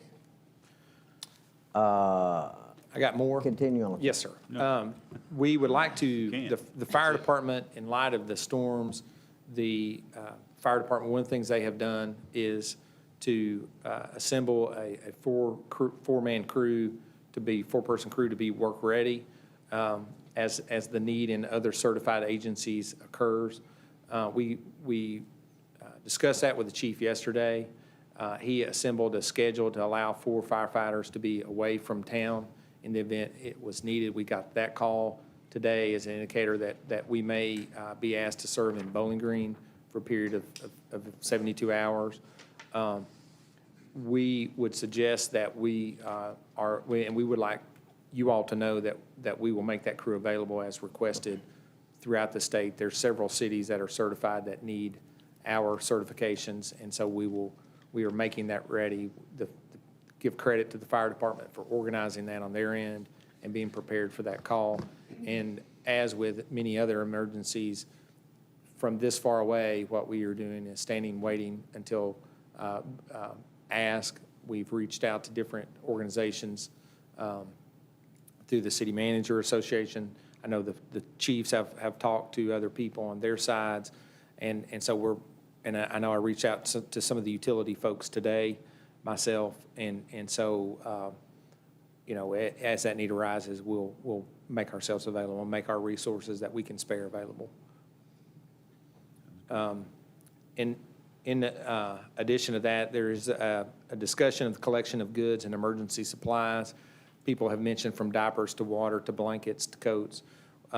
We're going to try to do something with the fire department, but at this time, as a city collection, there has been such strong support. I know there was good support with Showcase Realty this past weekend, and there has been an outreach of churches and nonprofits that are trying to do that. So we're going to take a step back as a city. We're not going to participate, but we're going to support that and certainly market that as that opportunity like we did this weekend. We promoted it on Facebook, and we'll continue to do that for the organizations that are assembling truck with supplies to go west, wherever that need is. And we'll, of course, work with our local agencies such as Salvation Army, et cetera, as that need comes in. We're going to take not a passive approach, but we're going to be very patient and allow people to ask and give them that room to figure out, much the same way with the airport. I know Ms. Powell's here and Marshall with the airport board, and I know that the airport got hit very hard, and we want to acknowledge that, and we have tried to reach out to Nick, the administration there, and make ourselves, I know we dealt with a little bit, we had some discussion about security, but anything we can do as folks continue to ask, we'll be here and be available, but we're just not going to be pushy at this time. Setting that aside then, the Christmas, we would like to point out that there was a lot of talk about the Christmas parade over the last few weeks. It was made clear to us that that we have to figure out who's going to host a Christmas parade in the future, that the historical hosts were not going to do that anymore. And but in talking about it with our own staff, what we're going to do is we're going to try to get in January a group of people together, including the new CVB director, Kendall, with the chamber beautification, for example, the heart. We will sit down and try to figure out what the plan is for Christmas next year, for example. We do have other events we would like to push that group to do. And so we will begin that, and we had a note to begin those planning efforts in January, regardless of the conversation tonight, just because someone has to do it. And certainly we want to promote and continue to invest in Christmas. We have gotten some ideas out of beautification to make us more of a destination at Christmas, and that's what we'll head towards next year, next season. Earl, in other communities, does the city traditionally perform that function? It's generally it can be the CVB, the chamber, or your downtown organization, whatever format that is, usually hosts that. Any downtown event requires the city to participate, right, such as the brass band. Yes, we do contribute some cash to the brass band or any of those. Right. Most of the time, it's with in-kind. For example, the Bourbon Chase requires a lot of staff time. Give a lot of credit to Evan and Josh for pulling that off this year with help of a little bit of help from the chamber and then to an extent a little bit from the CVB.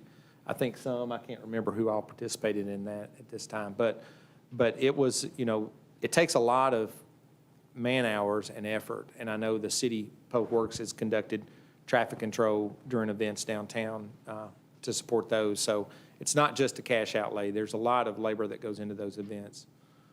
And that's my point. I'm not sure that it's really we're thin enough as it is, as a city. I'm just not sure that that's the best use of our time as a city. Just my thoughts. Yeah. So thank you all, and that's all I have. Any questions for the city manager? If not, we'll move right into Hear the Public. This is the public's opportunity to take the podium and on any item that is not on tonight's agenda. Good evening. As you all are learning or know very well, my name's Marshall Willett, and I'm here again as a member of the Airport Board. Since annexation is not on the agenda, I want to say a few annexation-related words. As you know, excuse me, as you know, early Saturday morning, the airport experienced an unprecedented disaster. And I've seen all of your faces at the airport within the last week, but if you weren't there Saturday or Sunday or today, you would not recognize the airport that you saw earlier. We lost 3 of our hangars that hangared smaller airplanes. They are completely gone. They're twisted metal out in a field. Our fourth hangar for smaller airplanes sustained some but not severe damage. It's repairable. Our 2 corporate hangars got some damage, but luckily the corporate airplanes were either absent or they did not receive any damage. The repairs to those hangars have been temporarily made, and it's safe to continue hangaring our larger airplanes there. The hangars that were completely destroyed housed about 20 paying tenants. And so the income we would receive from them is completely gone now. The estimates for repair extend to a year or probably more, so that income will be lost for us for some significant period of time. There were, I'm told by our managers, 14 airplanes in those hangars. Some of them were absent for whatever reason. But those airplanes were completely destroyed. They're unusable. So what are those tenants going to do? They're going to have a decision to make about whether to rebuy, what to do, continue to fly, do something else. That adds uncertainty, and this group of tenants was the group, when we surveyed them about annexation, that was strongly against annexation. So this unanticipated event added another disincentive toward annexation relative, excuse me, to our tenants. Now I want to switch gears just a little bit. When I was last here, our chairman, Rob Cowell, addressing the commission, made the point that one of the landowners plus the airport did not want to be annexed. And a possible way to go forward would be for the city to back up and start again with annexation, with eliminating Mr. McCormick's property and the airport property. And when Mr. Cowell made that comment, City Attorney Dexter made some remarks that might have been interpreted that this couldn't be done. I went back and listened to the tape today, and what his point was, apparently legally, when annexation has progressed this far, it cannot be abandoned without some sort of vote in the negative. I'm sure the way he's looking at me, he can refine what I'm saying, but I'm generally correct in what I said, I think. It has to be voted upon as presented in the notice of intention. And yes. But the impression that was left among some was that Mr. Cowell's suggestion about only annexing 3 properties, the impression among some was that could not be done. But clearly there is a pathway to do that. The pathway is to vote down the readings of the current annexation ordinance and then start again. So I want to make that very clear, and I'll say that my personal opinion, and I'm pretty sure the position of the members of the airport board today, particularly after the disaster of last weekend, would support backing up and redoing annexation by eliminating the airport. So thank you for listening. If you have any other questions about the tornado or whatever, I could attempt to answer them. I don't have a question, but my comment is that it's just a sad event for all. Pardon?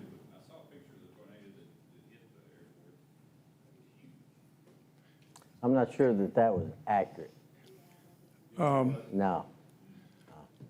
That's- There is a, I'm told, an expert, a tornado expert for the National Weather Service that's going to come and make a determination of, yes, it was a tornado or it was straight line winds. But whatever it is, it was a hell of a mess. And it was very, very strong. And we were lucky there was no loss of life, but fortunately that was the case. But any wind that blows chain link fence off its posts and blows them over 45 degrees is a significant wind. Thank you. You're right. I agree with you. Amen. Ms. Patty? Greetings. Patty Powell, Danville County Airport, and Stuart Powell Field. I can't help but throw that in there. I know everybody's ready to go home. I know I am. I don't know where my home is these days. When this storm hit, I had just left for Atlanta right before it all took place, or stopped in Atlanta via Florida, but found out not only did we lose a pilot from an earlier crash that afternoon, but then to find out we lost 3 hangars. And of course, you can't compare 3 hangars to a loss of a life, so no comparison. But it has been obviously a very trying time here for the airport, and not only the community at large, our state, and I'm glad to hear we're making efforts to help out west, because you look at those pictures and it's just, well, it's horrible. Couple of things, and I will mention, and I don't mean to jump around, but appreciate those who came to our breakfast. Everything was intact during our airport breakfast, and we had a chance to meet some of the state folks. I hope you enjoyed it. I know since then, I think Marshall's given tours to a few of the commissioners as well, just to allow an opportunity to see the facilities, ask about things. And I think James and Denise, you all have all mentioned these things tonight. Sitting here listening to one of these meetings is pretty enlightening. Now, for your side, it may be pretty darn boring because your back end's probably getting tired of sitting. So I think you all need stretch breaks. But it points out to me, and I didn't mean to get off on this, but with all the different organizations, I left my agenda there, but there's a lot for you all as a group to digest, an awful lot of information. And if you're not given that information, you really have to try to do a lot of soul-searching, fact-finding, and I don't know how you go to get all that. I don't know that. I've never sat in your seat, so I don't know how you're provided that. But I do know that the only way you can make good decisions is to have good information and feel informed and feel like you've done that fact-finding, Denise, and feel like you've gotten all the facts and know where the boundaries are and know the size of the airport and know that part of it's in Lincoln County and just a small part is in Boyle County, and know about how the FFA works and know what the FFA expects, and we can't do anything without their help to begin with, and kind of understand the breakdown over the years of what the city has given as well as the county and where our funding has come from. And as you now know, and there's probably a lot more we can teach you and instruct you, which we want to do. And I think really for all of you all, it's important, you can't spend all day learning about each organization. So I think it is at really the scrutiny of that organization to make sure you all know about how it's run, how it works, where the money comes from, what projects are working on, what are the needs, what's your agenda, what are your goals. And I think moving forward, I'm going to propose that we speak more at the commission meeting, or at least provide information. And do you get our minutes from our board meetings that we take? I mean, in other words, you all have got a lot to digest, and I think it's very important that you understand the airport and the history, and not only the airport, but when it comes to housing, and when it comes to so many other things that have been on the topic tonight, the Heart of Danville, and everything, and the parades. And, you know, we've all been here long enough that we've seen a lot of this, but it's how do you make it all work?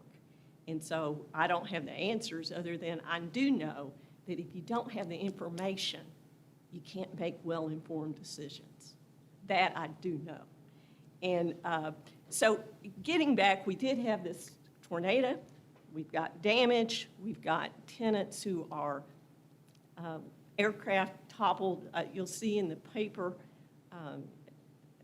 it's amazing. I was, again, out of state.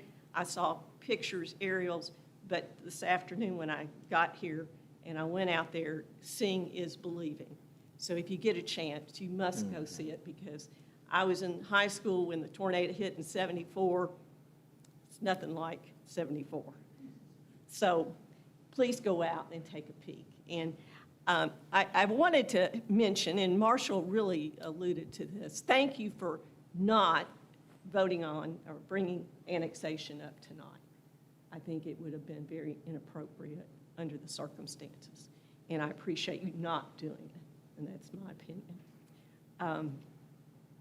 And I will reiterate what Marshall said, in that we have lost not only aircraft, and people may or may not replace.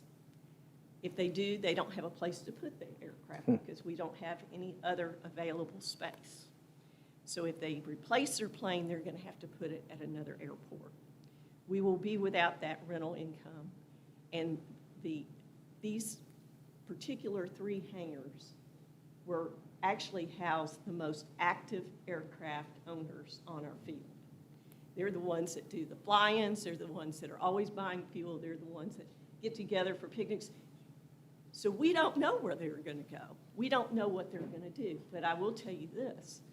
I got 2 texts from 2 different tenants who lost their aircraft in a lot of possessions. They don't know where they've blown to. And they said to me, I sure hope we don't get annexed too.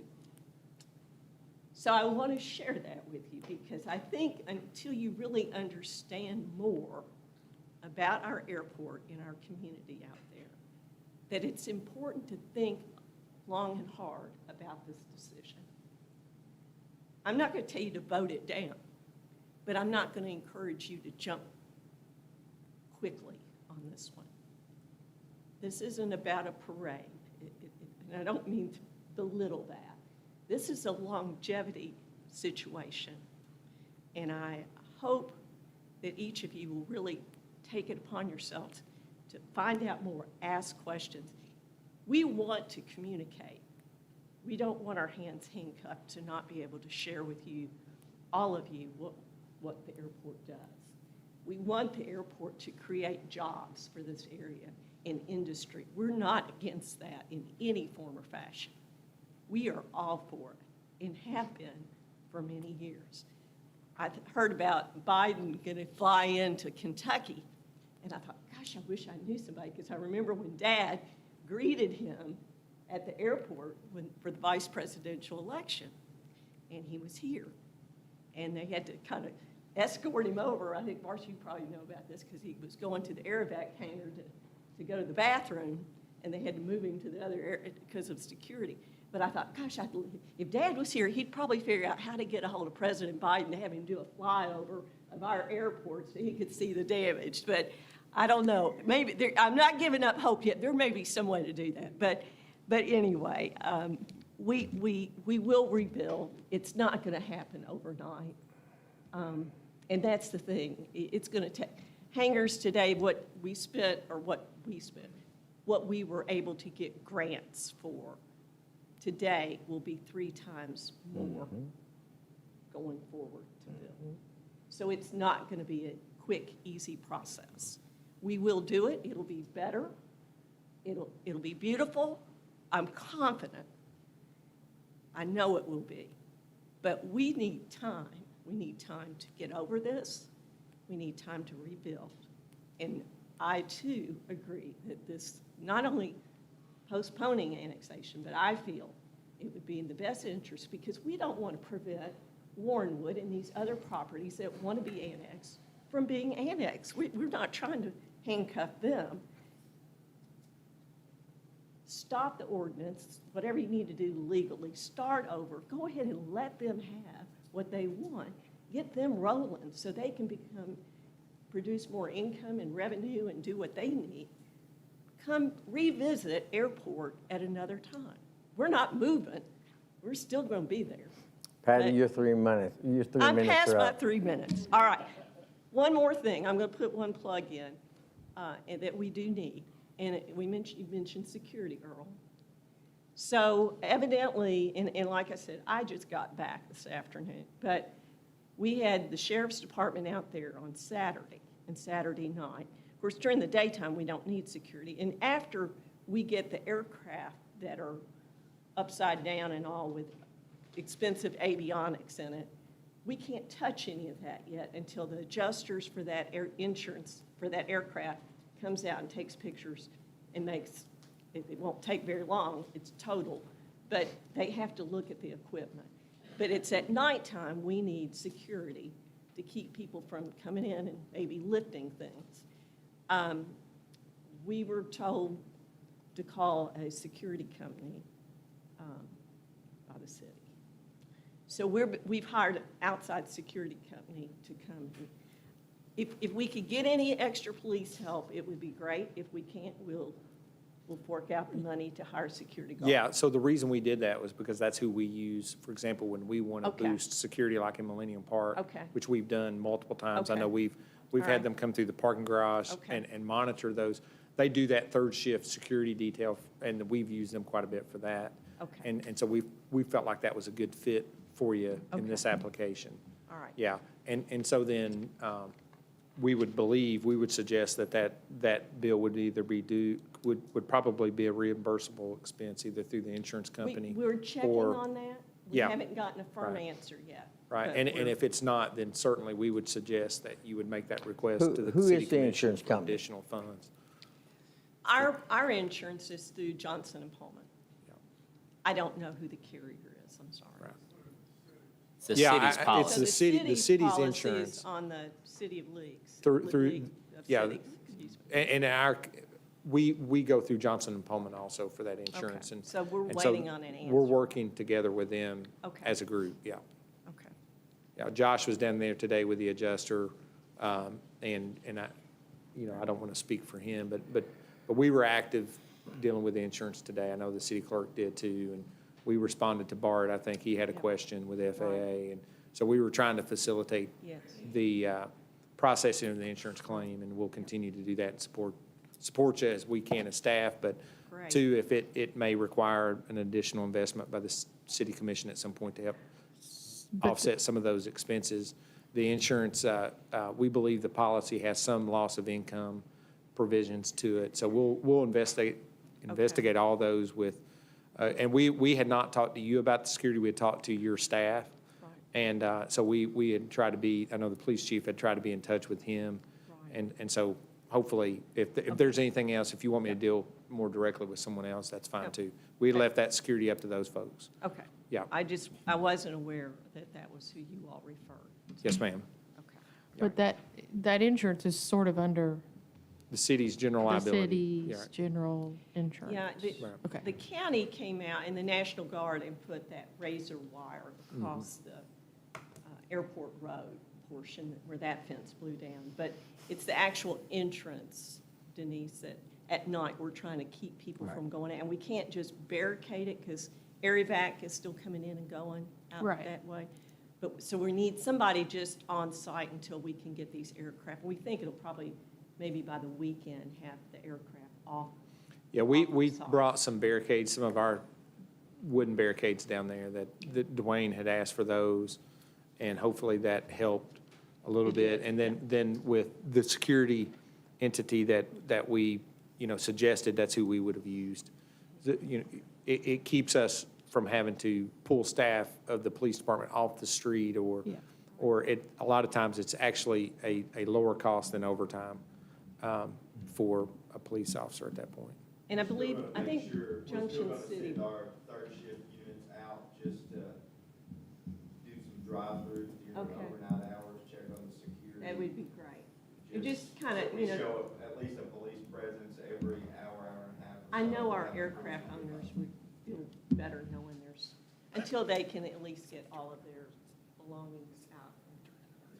We'll make sure we're conducting inspections. Okay, appreciate it. We can't actually station anyone out there. It's going to be difficult with Yeah. staffing levels. Right. As far as posting for the overtime.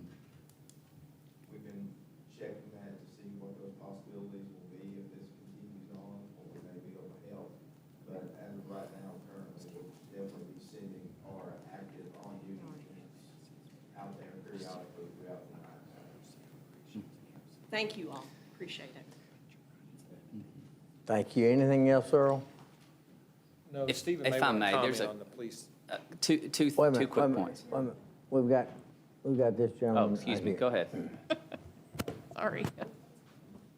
What'd you say, Ernest? Ernest Gooch. I won't keep you long. Country boy. Yeah, that's what they say. I came tonight to address you because I'm concerned about, I've lived here all my life. Came up and started working at a bank here in town and went to UPS, and 32 years of that. And then that working in the community and talking to different people and seeing people every day. What concerns me most is, and I know you guys got a big job and you were elected in, but what concerns me is that reaching out to the people that we were elected to serve. And I wonder how many of those people that after we've been elected, how many of those people we go back and actually tell them, show them what's really going on. Because some of these people that I meet every day, and I knock on doors and campaign for people and just talk to people in different coffee meetings or whatever. And some of the things that happens in this room stays in this room. And the only thing that they hear is the downside. So I ask myself, are elected people here, are we staying in touch with our people on the streets? Because we call this a city of first, but a lot of people in the city of first feel like they are last. I call it the goldfish in the bowl. Whether the goldfish is looking out, or are we worried about the people looking in on what is actually happening in our town? Are we doing it for the people here? Are we doing things that concern, that will move lives here in our town for the people here? So, I don't have a really agenda, but what really concerns me is the people in this town. Because I know as growing up here, there's big changes made. I was blessed, and I call it blessed because God has blessed me to be here where I am now. But in seeing this, a lot of people see the town two-sided, It's either have or never will have, and would like to have. I see one thing that really moved me was Michael Hughes, who has taken upon himself to run this organization for the Second Street organization. Well, Michael's done great work, great work. He's done a lot of things. I went in there to see things that I didn't even see. When I was a kid, I used to see Second Street. We stayed on Second Street, had my hair cut there and everything, the whole Second Street. Love that. And he brought back pictures of that. Kids now, they've never seen that. But you know what? And then when he had Second Street, the soul on Second Street that he had, okay, would brought people together as a union. And I know we had COVID and everything, and everything's downplayed, but he brought people together that hadn't seen in years. I'm talking older people I hadn't seen in years. But what happened was, when he needed funding, not a lot of funding, but he needed funding, his funding was cut, first off, to a group of people that needed to stay together, needed to see each other, needed to form a group that says, hey, we belong here. This is our town, too. So what I'm trying to say to you is, let's stay connected with the people that voted us in. I'm not one of you, you know what I'm saying? But I'm out there knocking on doors for each one of you. If I think you're the person that needs to be here for us, you know what I'm saying, for the people of this town. So I'm saying we need to find a way to get more connected. We need to find a way to bring everyone together, not just a few of us together and say we're working for everyone, but bring everyone here to say, okay, this is for our town. It's not for the outsiders that come here maybe once or twice a year. It's not for them, but it's for the people that live in this town and say, we're doing this for us. You know what I'm saying? We don't have to look at other towns and say, why do they have and we don't have when the city, we are the city of first, as we call ourselves. The city of first should they should treat the people inside of this thing first, because not the first to raise taxes, not the first to say, what can you do for us, but what can we do for you? You know what I'm saying?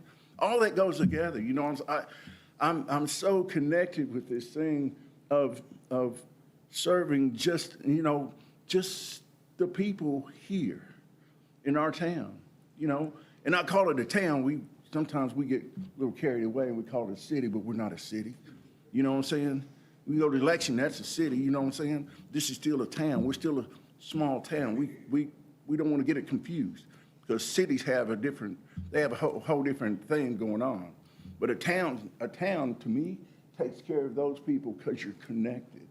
All right? You're connected. So what I'm saying to you is, let's, as a council, I don't know how to do it, but somehow, let's be connected to the people that voted you in. You know, because you're going to knock on the door and you're going to tell them, hey, I'm the guy for you. I'm the lady for you. Vote me in. I'm going to make sure that what you want, what you need is going to be for all of us. Because if you talk to the people out here, you know, these common guys that just walk the street every day, they all seem to think alike. You know what I'm saying? They can't solve all the problems, but golly, they're on the same page. You know what I'm saying? So if they're reading the same book and you talk to them, you just go talk to them. And then you can talk to them whether you're on East Main or whether you're in West Danville or whether you go to the north side. I remember saying the same daggone thing. But it's only when it comes downtown, it changes. So again, I don't have an agenda. I'm just asking you, hey, as electives, let's find a way to bring this city together. You know, let's find a way to reach out to those people that elected you. Thank That's all I you. gotta say. Thanks. Thank you. Ernest, before you leave, I want to respond to you. I want to just say amen. You know the rest of that story, right? I said, I just want to say amen to you, and I said, you know the rest of that story, right? Mr. Dexter, you wanted to, When I say amen, Amen. you know what I Amen. mean, right? Yeah, I do. You agree? I do. All right. Yeah. But I say amen too, you know? for all of us. Well, and by me saying amen, I'm saying, hey, I agree with you, I but I'm do. also saying it's good for you to bring it to us, because we need to hear it every now and then. Yeah. You know, I hear it every other day when I'm at Walmart, but I need to hear it here, so that's good. I appreciate that. Yeah, I hear it, yeah. Counselor, you were going to say something? Thank you. Yes, Mayor. I just want to address 2 points. I know we typically don't respond to hear the public comments, but on 2 particular issues, I feel compelled to. One is the response of our police department. You should know that it's outside of their jurisdiction to provide actual law enforcement at the Bull County Airport as it exists at this moment. They have some limited capability through emergency management response or through,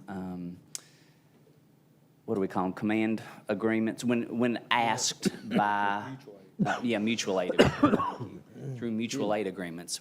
But the Danville Police Department has no authority or jurisdiction to operate outside the city limits of the city of Danville. So I think that needs to be known publicly, and if it can be done through mutual aid or through, but it's upon request of the authority in jurisdiction, which would be the county or the emergency management response. So that's a nuance, but important to recognize.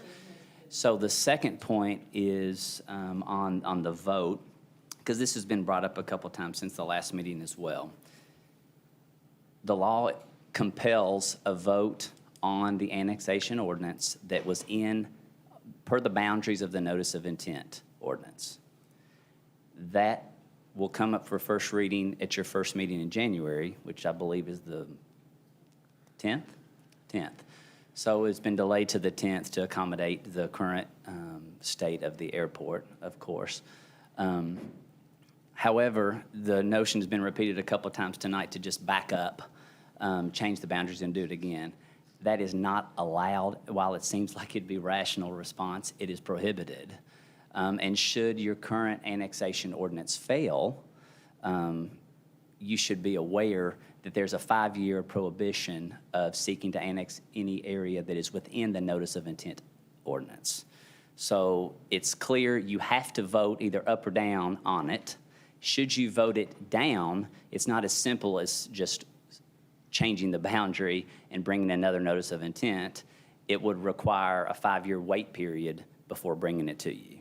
So I say that as we talked about knowing the facts and the lay of the law, that is what it is in as concise a manner as I can prescribe to you.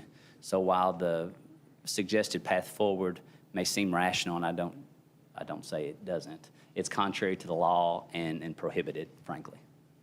Thank you for the clarification.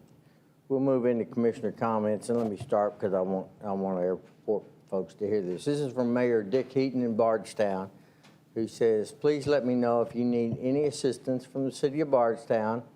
I know most of our air board and other volunteers were at your airport Saturday morning to help with the cleanup. I was tied up in a city court case most of today, or I would have reached out sooner. So I don't know if that could be of use to you or not. And then the other one that I want to share, if I can find it, is from Terry at KLC, who is serving as a point person here, Terry Johnson. And she says,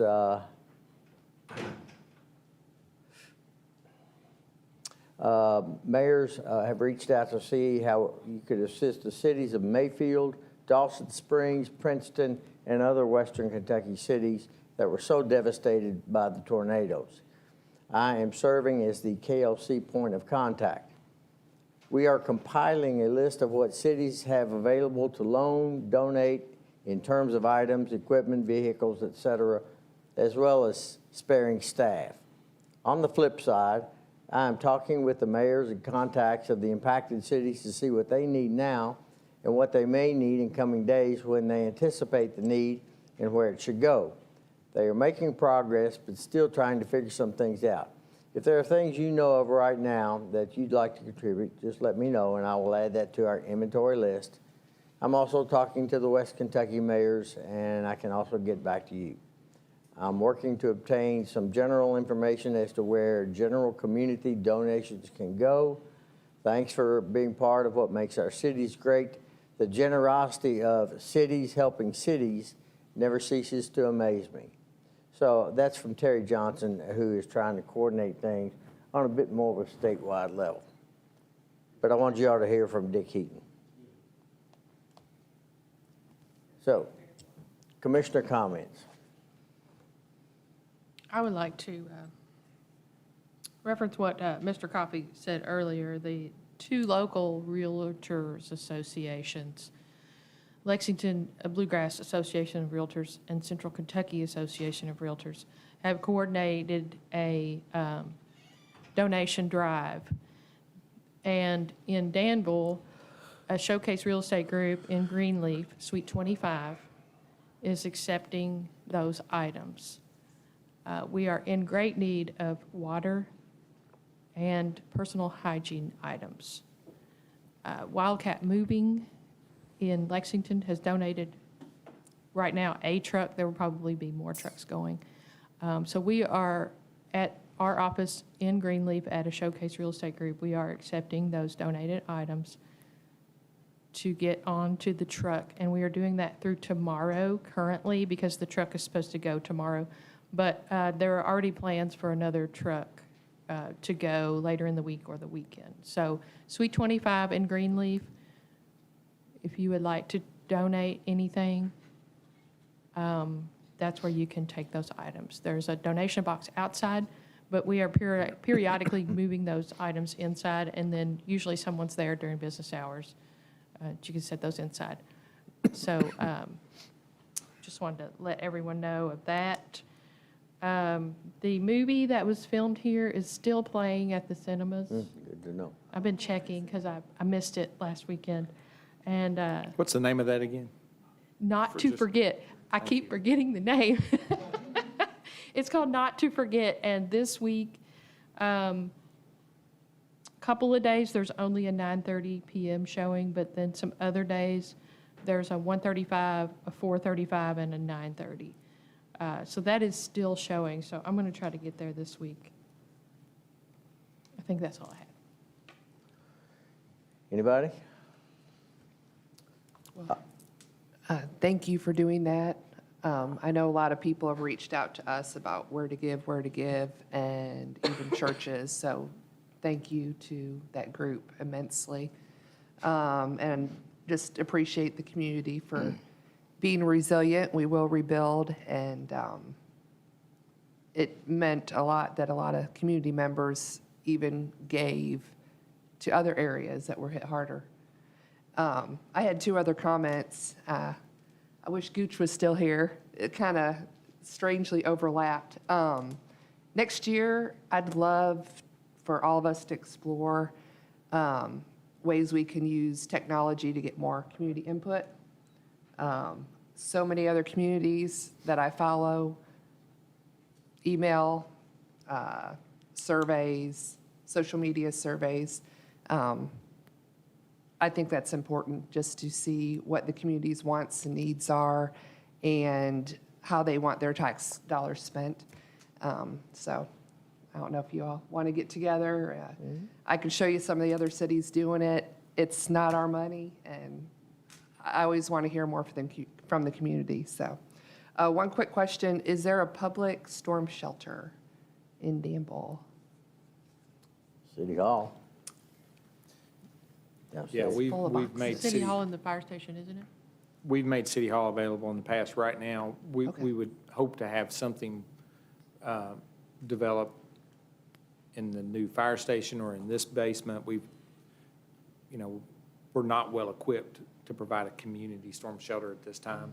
Okay. Truthfully. The Red Cross coordinates that locally, Right. and so they have sites across the city and county, of which City Hall is one, but the city's not the coordinating effort on that. That's the American Red Cross. So like for the Ice Storm, Center College had a facility, and there were a host of others, but they're spread out to be within so many geographical miles of every location. Tolliver School was designated one some time ago. I don't That's know, the I don't know But the if, city, yeah, but the city doesn't have any facilities. We're not, you know.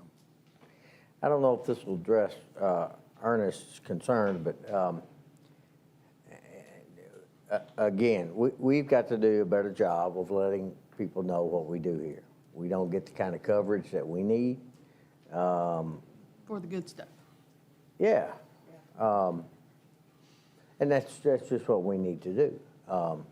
You want to connect the community to their government, you got to let them know what we're doing, and we've talked about that, and hopefully you can get something going on that pretty soon. I need to bring up something that I should have done just a little bit ago. We need to elect an at-large person for the EDA. And unless you've got some suggestions, one of them that I would like to throw out there is Dr. Aaron Tipton of Bluegrass Community and Technical College. So a request to put that on the next agenda, because we can't do it tonight, right? Right, that would have to be an agenda item for your next meeting, which would be January the 10th. Okay. And we also have a vacancy on the EDP board that we need to address.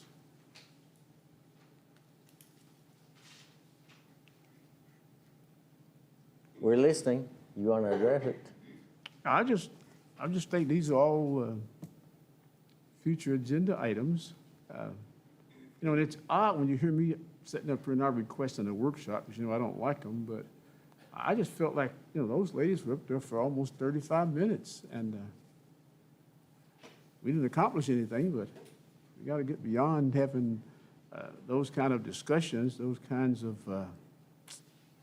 I'll use an elementary school. That was like a show and tell to me. We don't need those at our meetings like this. It should be very precise. You know, we want to have discussions, but I don't know how we avoid having those kinds of show and tells. The adult word is how to avoid those kinds of confrontations, but I don't like to use that word. And I had several things on my list, but in spite of all the things that happened this weekend, I just don't, you know, it's our last meeting for the holiday season, and usually we do a lot of celebrating, and it's hard to want to do that tonight, knowing what's just happened. So I'm just going to take a pass. Commissioner Atkins, if I would point out, Randy sent me a text and indicated that the Boyle County's in orange right now, not red. Is it orange? Okay, Yeah. good. Yeah. Okay.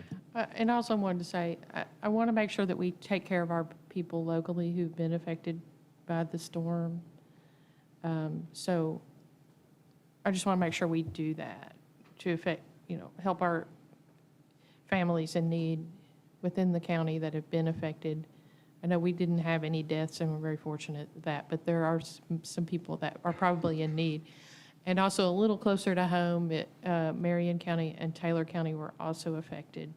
And so if we could maybe reach out to them as well, just want to make sure we don't let anyone slip through the cracks. And whenever commissioner comments are over, I would like to request a recess. I'll make one more comment. It's a perspective that I had never thought about. Imagine coming out of what was your house. And you don't know where anything is. Every building that you grew up looking at, it's gone. It's like waking up in another city. And you don't recognize anything. Talk about trauma. These folks have been there for a long time. Do you wish to make a motion? Yes, I would like to move for a 10-minute recess. Second? Nope. Sorry. Second? All in favor, say aye. Aye. 10 minutes. 10 minutes.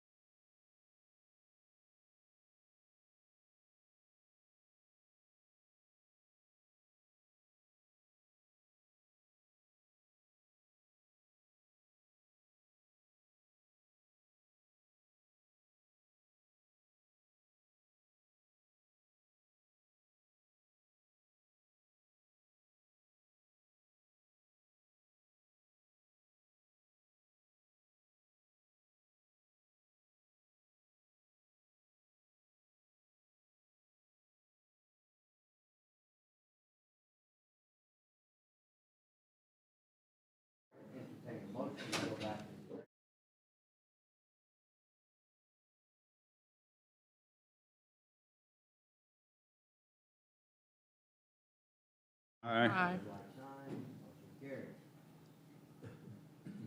Item 16 is the payment of the bills. Chair will entertain a motion for payment of the bills.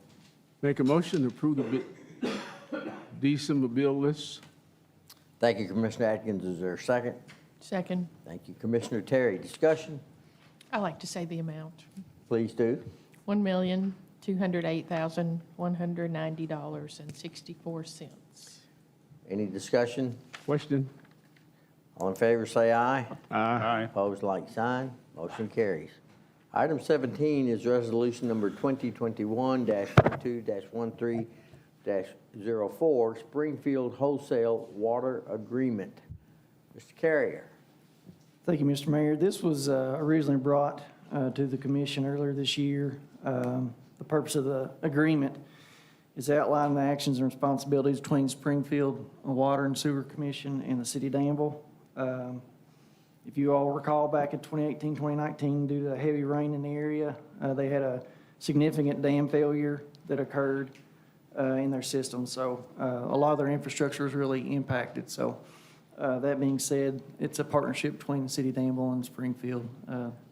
What we're doing here is just amending some of the language in the agreement to address some of the cost concerns that they brought forth. So. I move for approval of resolution 2021-12-13-04. Second? Thank you, gentlemen. Any discussion? Seeing none, I'll call the question. All in favor of the motion, say aye. Aye. Opposed, like sign. Motion carries. Item 18 is resolution number 2021-12-13-05. This is the HDR contract amendment. Marshall?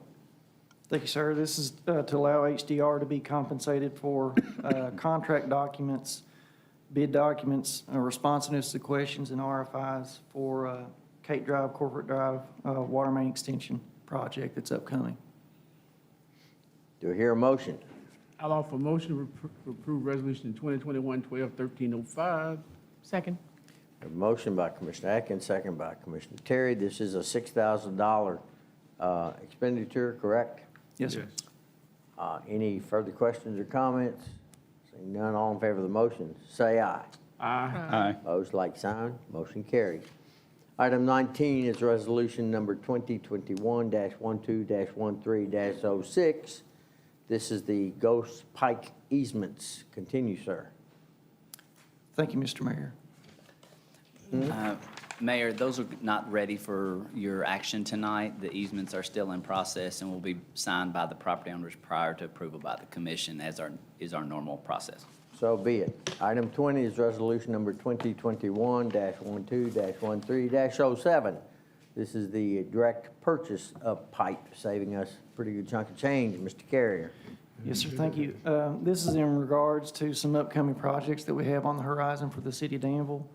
If you recall, for the wastewater plant, we did some direct purchase of some of the materials for that project as well, and it saves some considerable amount of money. This is essentially the same mentality for all four of these projects. That being said, we're kind of in a different time right now from an economic standpoint and a market standpoint, especially from availability of price of materials. It's really affected the price of materials. So the more you wait on something like this, the more it can be, the cost can be exacerbated somewhat. So we're moving to go ahead and pre-purchase a lot of these materials, sewer line, encasement line, water line, and ductile iron pipe.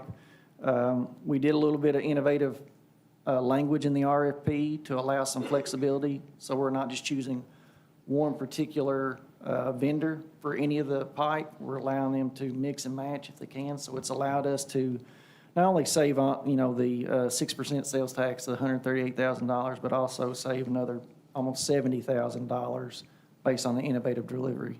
So we're moving forward pretty well, and we ask that the commission approve. Do I hear a motion? Move that we approve 2021-12-13-07. Thank you, Commissioner Cardle. Second? Mr. Terry, thank Second. you. This is a savings of about $138,000. Yes, sir. It does require the city to invest $2.3 million. So this was part of some of the projects that have been approved. This is material for all of them, including the connection to Springfield, which was the agreement just considered. We contemplated this construction schedule when the budget was made for all of these projects. And with the nature of the economy, we have asked Marshall to go ahead and push and get us in front of the market change in material pricing. This is $2 million worth of material that could have doubled in July. I think that's been some of the comments we've heard. So we felt like it's really important to get the price, lock those in. This may require a budget amendment for some of the purchases, depending on how the budget will play out as we move into the end of the year. Keep in mind, you have a significant expenditure at the wastewater plant ongoing. That was in the capital. You've got your water tower project already on Pierreville Road that's ongoing. With the push of Meggitt back into construction is driving the construction schedule for the Lebanon Road sewer project. So we may have to do some sort of budget amendment to increase the capital budget to account for the Lebanon Road. And then some of this material, we'll cover that in January when we figure out where those projects should project to be at the end of the fiscal year. So we'll know if some of those expenditures will occur in this fiscal year or next fiscal year, which is typically what happens on a large-scale project. The water plant, recall, took 4 budgets, and the wastewater plant's going to take multiple budgets, and the water line project on Pierreville Road has taken multiple budgets. So just understand that we are anticipating that, and that if you do see a budget amendment, some of these reasons are why. We have a motion and a second. Is there any further discussion? Do we have to store this, or are we waiting on delivery? Yeah, I'm actually in process of investigating several different sites around town that we can store all this material. Okay. Primarily focused on City of Danville property, obviously. Okay. Any further questions, comments? Seeing none, Chair will call the question. All in favor of the motion, say aye. Aye. Opposed, like sign. Motion carries. Item number 21 is resolution number 2021-12-13-08. This is a contract renewal for beautification. Mr. Morgan? Thank you, Mayor, Commissioners. We have the option to renew our maintenance contracts for an additional year. We put that in the RFP language every year. So we're going to go ahead and pursue renewing the beautification contract for next year. It would be in the amount of $78,885 with Divine Creations. We were pleased with their work this year and would like to proceed for another year. Do I hear a motion? I'll move for approval of Resolution 2021-12-13-08. Thank you, ma'am. Is there a second? Second. Thank you, sir. Discussion? Is this an increase? No, it's the same price as this year has been. So we're going to go ahead and lock that in, too? Yes. Yeah, okay, thank you. Any further questions? All in favor of the motion, say aye. Aye. Opposed, like sign. Motion carries. Item 22 is resolution number 2021-12-13-09. This is a contract renewal regarding cemetery maintenance. Continue, sir. Pretty much the same situation for the cemetery maintenance contract, and it would be in the amount of $87,000 with cutting-edge lawn service, and it'd be the same price that we had this year. Do I hear a motion? Approval of 2021-12-13-09. Thank you, ma'am. Is there a second? Cottle did. Thank you, sir. Discussion? The cemetery committee has been satisfied with the work for this company? I haven't asked them about it. We haven't had a meeting in a couple of months, so, and we're trying to reestablish our cemetery committee. Hopefully, we'll have a meeting. I don't know if it'll be too late in January for us to have one, but hopefully in February we'll have a meeting, and kind of wanted to go ahead and get these renewed so our contractors would know what their workload was going to be. But staff has been okay with the work? Yes, definitely. This is the same contractor the city has had at the cemetery for about 12 years, I think. So, and we've always been satisfied with their work. Any further questions? I'll call the question. All in favor of the motion, say aye. Aye. Opposed, like sign. Motion carries. Item 23 is resolution number 2021-12-13-10. This is a renewal for the mowing contract. Continue, sir. Yes, it's the same situation for the mowing contract. This one has a little bit of a caveat. We added some properties midway through this past season. We added Jenny Rogers, the Tuggle Road property and the 2168 Trail. And then when I added all these numbers up, this is a really big number. It's in the amount of $230,459.94 to Cutting Edge Lawn Service, the same company we have do the cemetery. So I called Ricky Henry, the Public Works Director, and we had a conversation about, is this too much? But, you know, when you break that down to how many employees the city would have to have on staff to handle this amount of mowing, it still makes financial sense for us to use a contractor. So we're recommending that we go ahead and renew this for another year. Do I hear a motion? I move for approval of Resolution 2021-12-1310. Thank you, sir. Is there a second? Second. Thank you, ma'am. Discussion? This is the same cost. Yes. Any further comments? All in favor of the motion, say aye. Aye. Opposed, like sign. Motion carries. Item number 24 is resolution number 2021-12-13-11. This is regarding the brownfield consultant. Continue, sir. Yes, a previous meeting, we selected Leinbach Funkhauser as our consultant for the Brownfield grant, and they have submitted a scope and fee to the city. It's included in your packet. It's in the amount of $295,000, which is the grant budget. So they've just matched the budget that was in the grant for the work that they will do. And as soon as we get this process tonight, I'll get with them tomorrow, and we'll set up some meetings to get this started. The first step, they've reached out, we need to establish a brownfield advisory work group that will be part of selecting the properties or you know, attempting to work with property owners to what properties we're going to review. So that'll be the first step. I'll probably come back to you all and maybe in January, and we'll get that ball rolling. So just wanted to give you an update on the timeline. Okay, do I hear a motion? I will move for approval of Resolution 2021-12-13-11. Thank you, ma'am. Is there a second? Second. Thank you, sir. Discussion? Seeing none, chair will call the question. All in favor of the motion, say aye.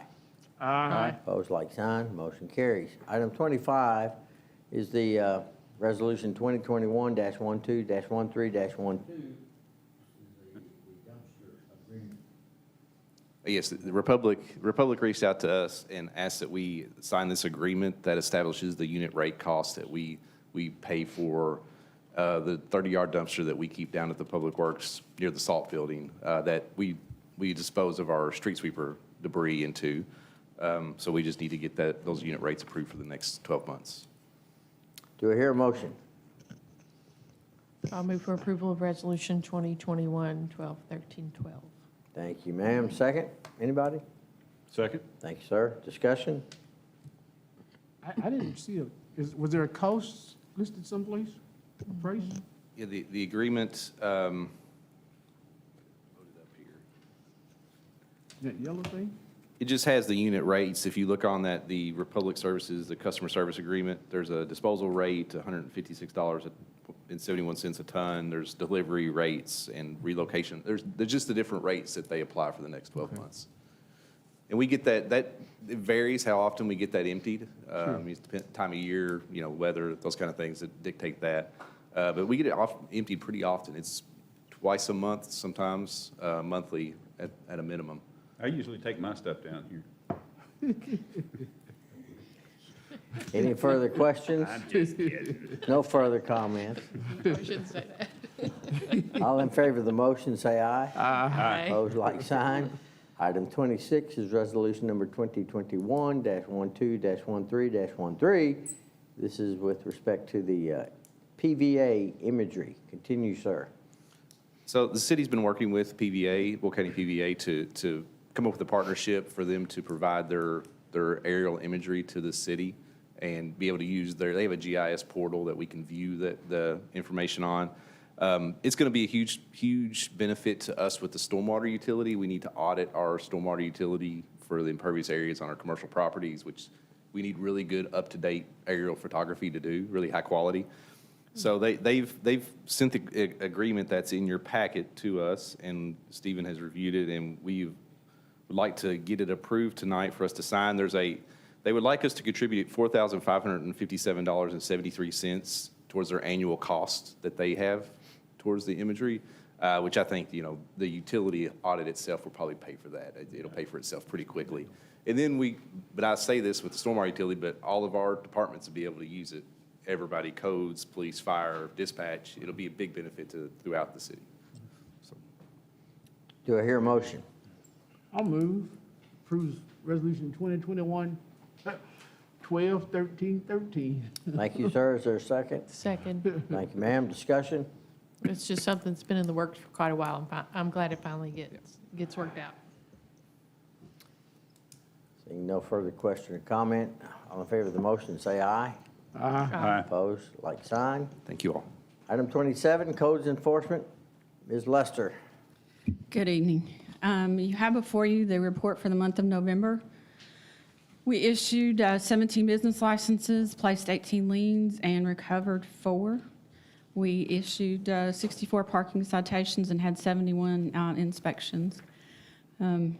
We just issued a new alcohol license to the new restaurant downtown at 217 West Main Street, Boogie Nights. So I think they've started open. They were planning on opening last week, but hopefully open this week. Myself and Ian and Nina were able to attend the KLC homeless and housing training. Joni attended the Certified Local Government training and the National Alliance of Preservation Commissioners training on tax credit and opportunity zones. As we were talking about homelessness, I just wanted to mention that this last week we had a call to a residence, and we had 2 adults, 3 cats, and 2 dogs living in a crawl space underneath the house. They had a bunch of stuff placed around the heater against the furnace of the house, which was a fire hazard. So we contacted the property owner, and they were displaced, but we don't know where they went, of course. But that's just one situation where I don't know how they were staying warm, but that we are running into that more and more in codes enforcement. I know the police run into it a lot with situations that we're dealing with. So just to add to what they were saying. Mayor, we desperately need 2 appointments to the Architectural Heritage Board, and we need 1 appointment to the Parking Regulation Board. So what's your point? I need your help. I need your help. I need volunteers. But that's all I have. Hey, Bridget. Yes, sir. On 2nd Street, right there as you go into Duncan Hill. We've made other people fence their unsightliness. Why do we not make that person fence their unsightliness? You mean their parking lot? Well, if that's what you want to call it. That would be a different question, but I don't think they'd be able to see to get out. People would have trouble getting in and out of that area if we fenced that up. But someone had brought that up previously, but we would. It's ugly as can be. It resembles a junkyard, but it isn't, is my understanding. I'll have to defer to someone with more expertise than I am, but I don't think they'd be able to get in and out of that property in that area if it's Who would that fenced off. someone be? Help, Earl. You've worked at that definition. You explained that to me one time before. Can you help refresh my memory on that interpretation? There was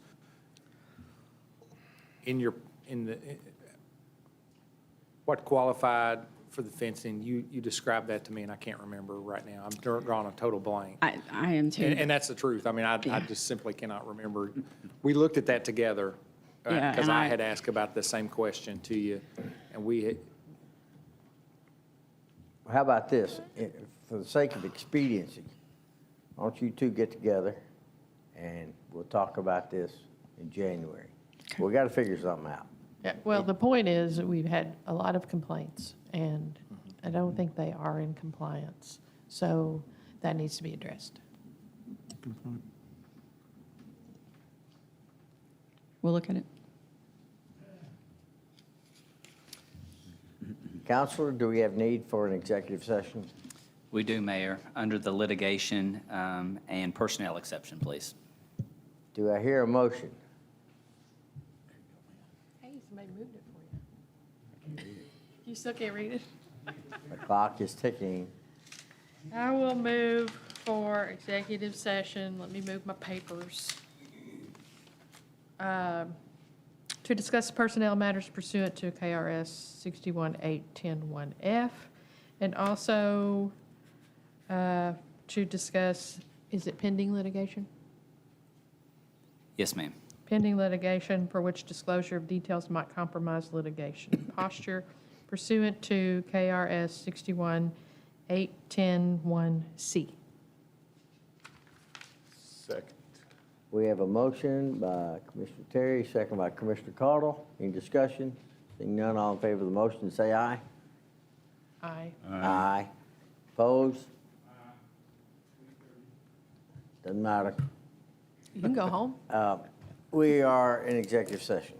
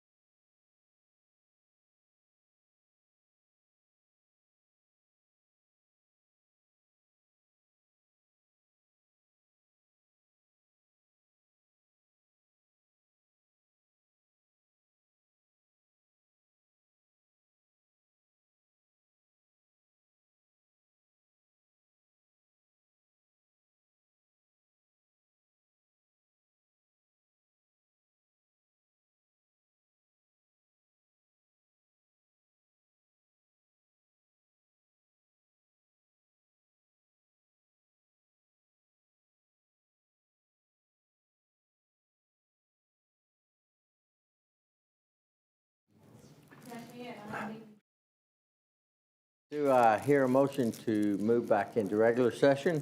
Absolutely. Thank you, Second. sir. Second? I did, second. Oh, thank you, ma'am. All in favor, say aye. Aye. Opposed, like sign. We are in regular session. Mr. Coffey? Thank you, Mayor Commissioner. Staff is recommending the hiring of Roger Webb to the position of Parks and Recreation Maintenance Supervisor. Do I hear a motion? So moved. Motion made and seconded and third. All in favor, say aye. Aye. Opposed, like sign. Continue, sir. Staff is recommending the hiring of Stephen White to the position of firefighter. Do I hear a motion? So moved. Motion made, second? Second. Thank you. Third, too. All in favor, say aye. Aye. Opposed, like sign. Anything else, sir? No, sir. Anything, counselor? Merry Christmas. Merry You Christmas, too. indeed. Motion to adjourn. Second. Motion made and seconded. All in favor, say aye. Aye. Aye. Everybody have a good, Aye. safe Aye. We are adjourned.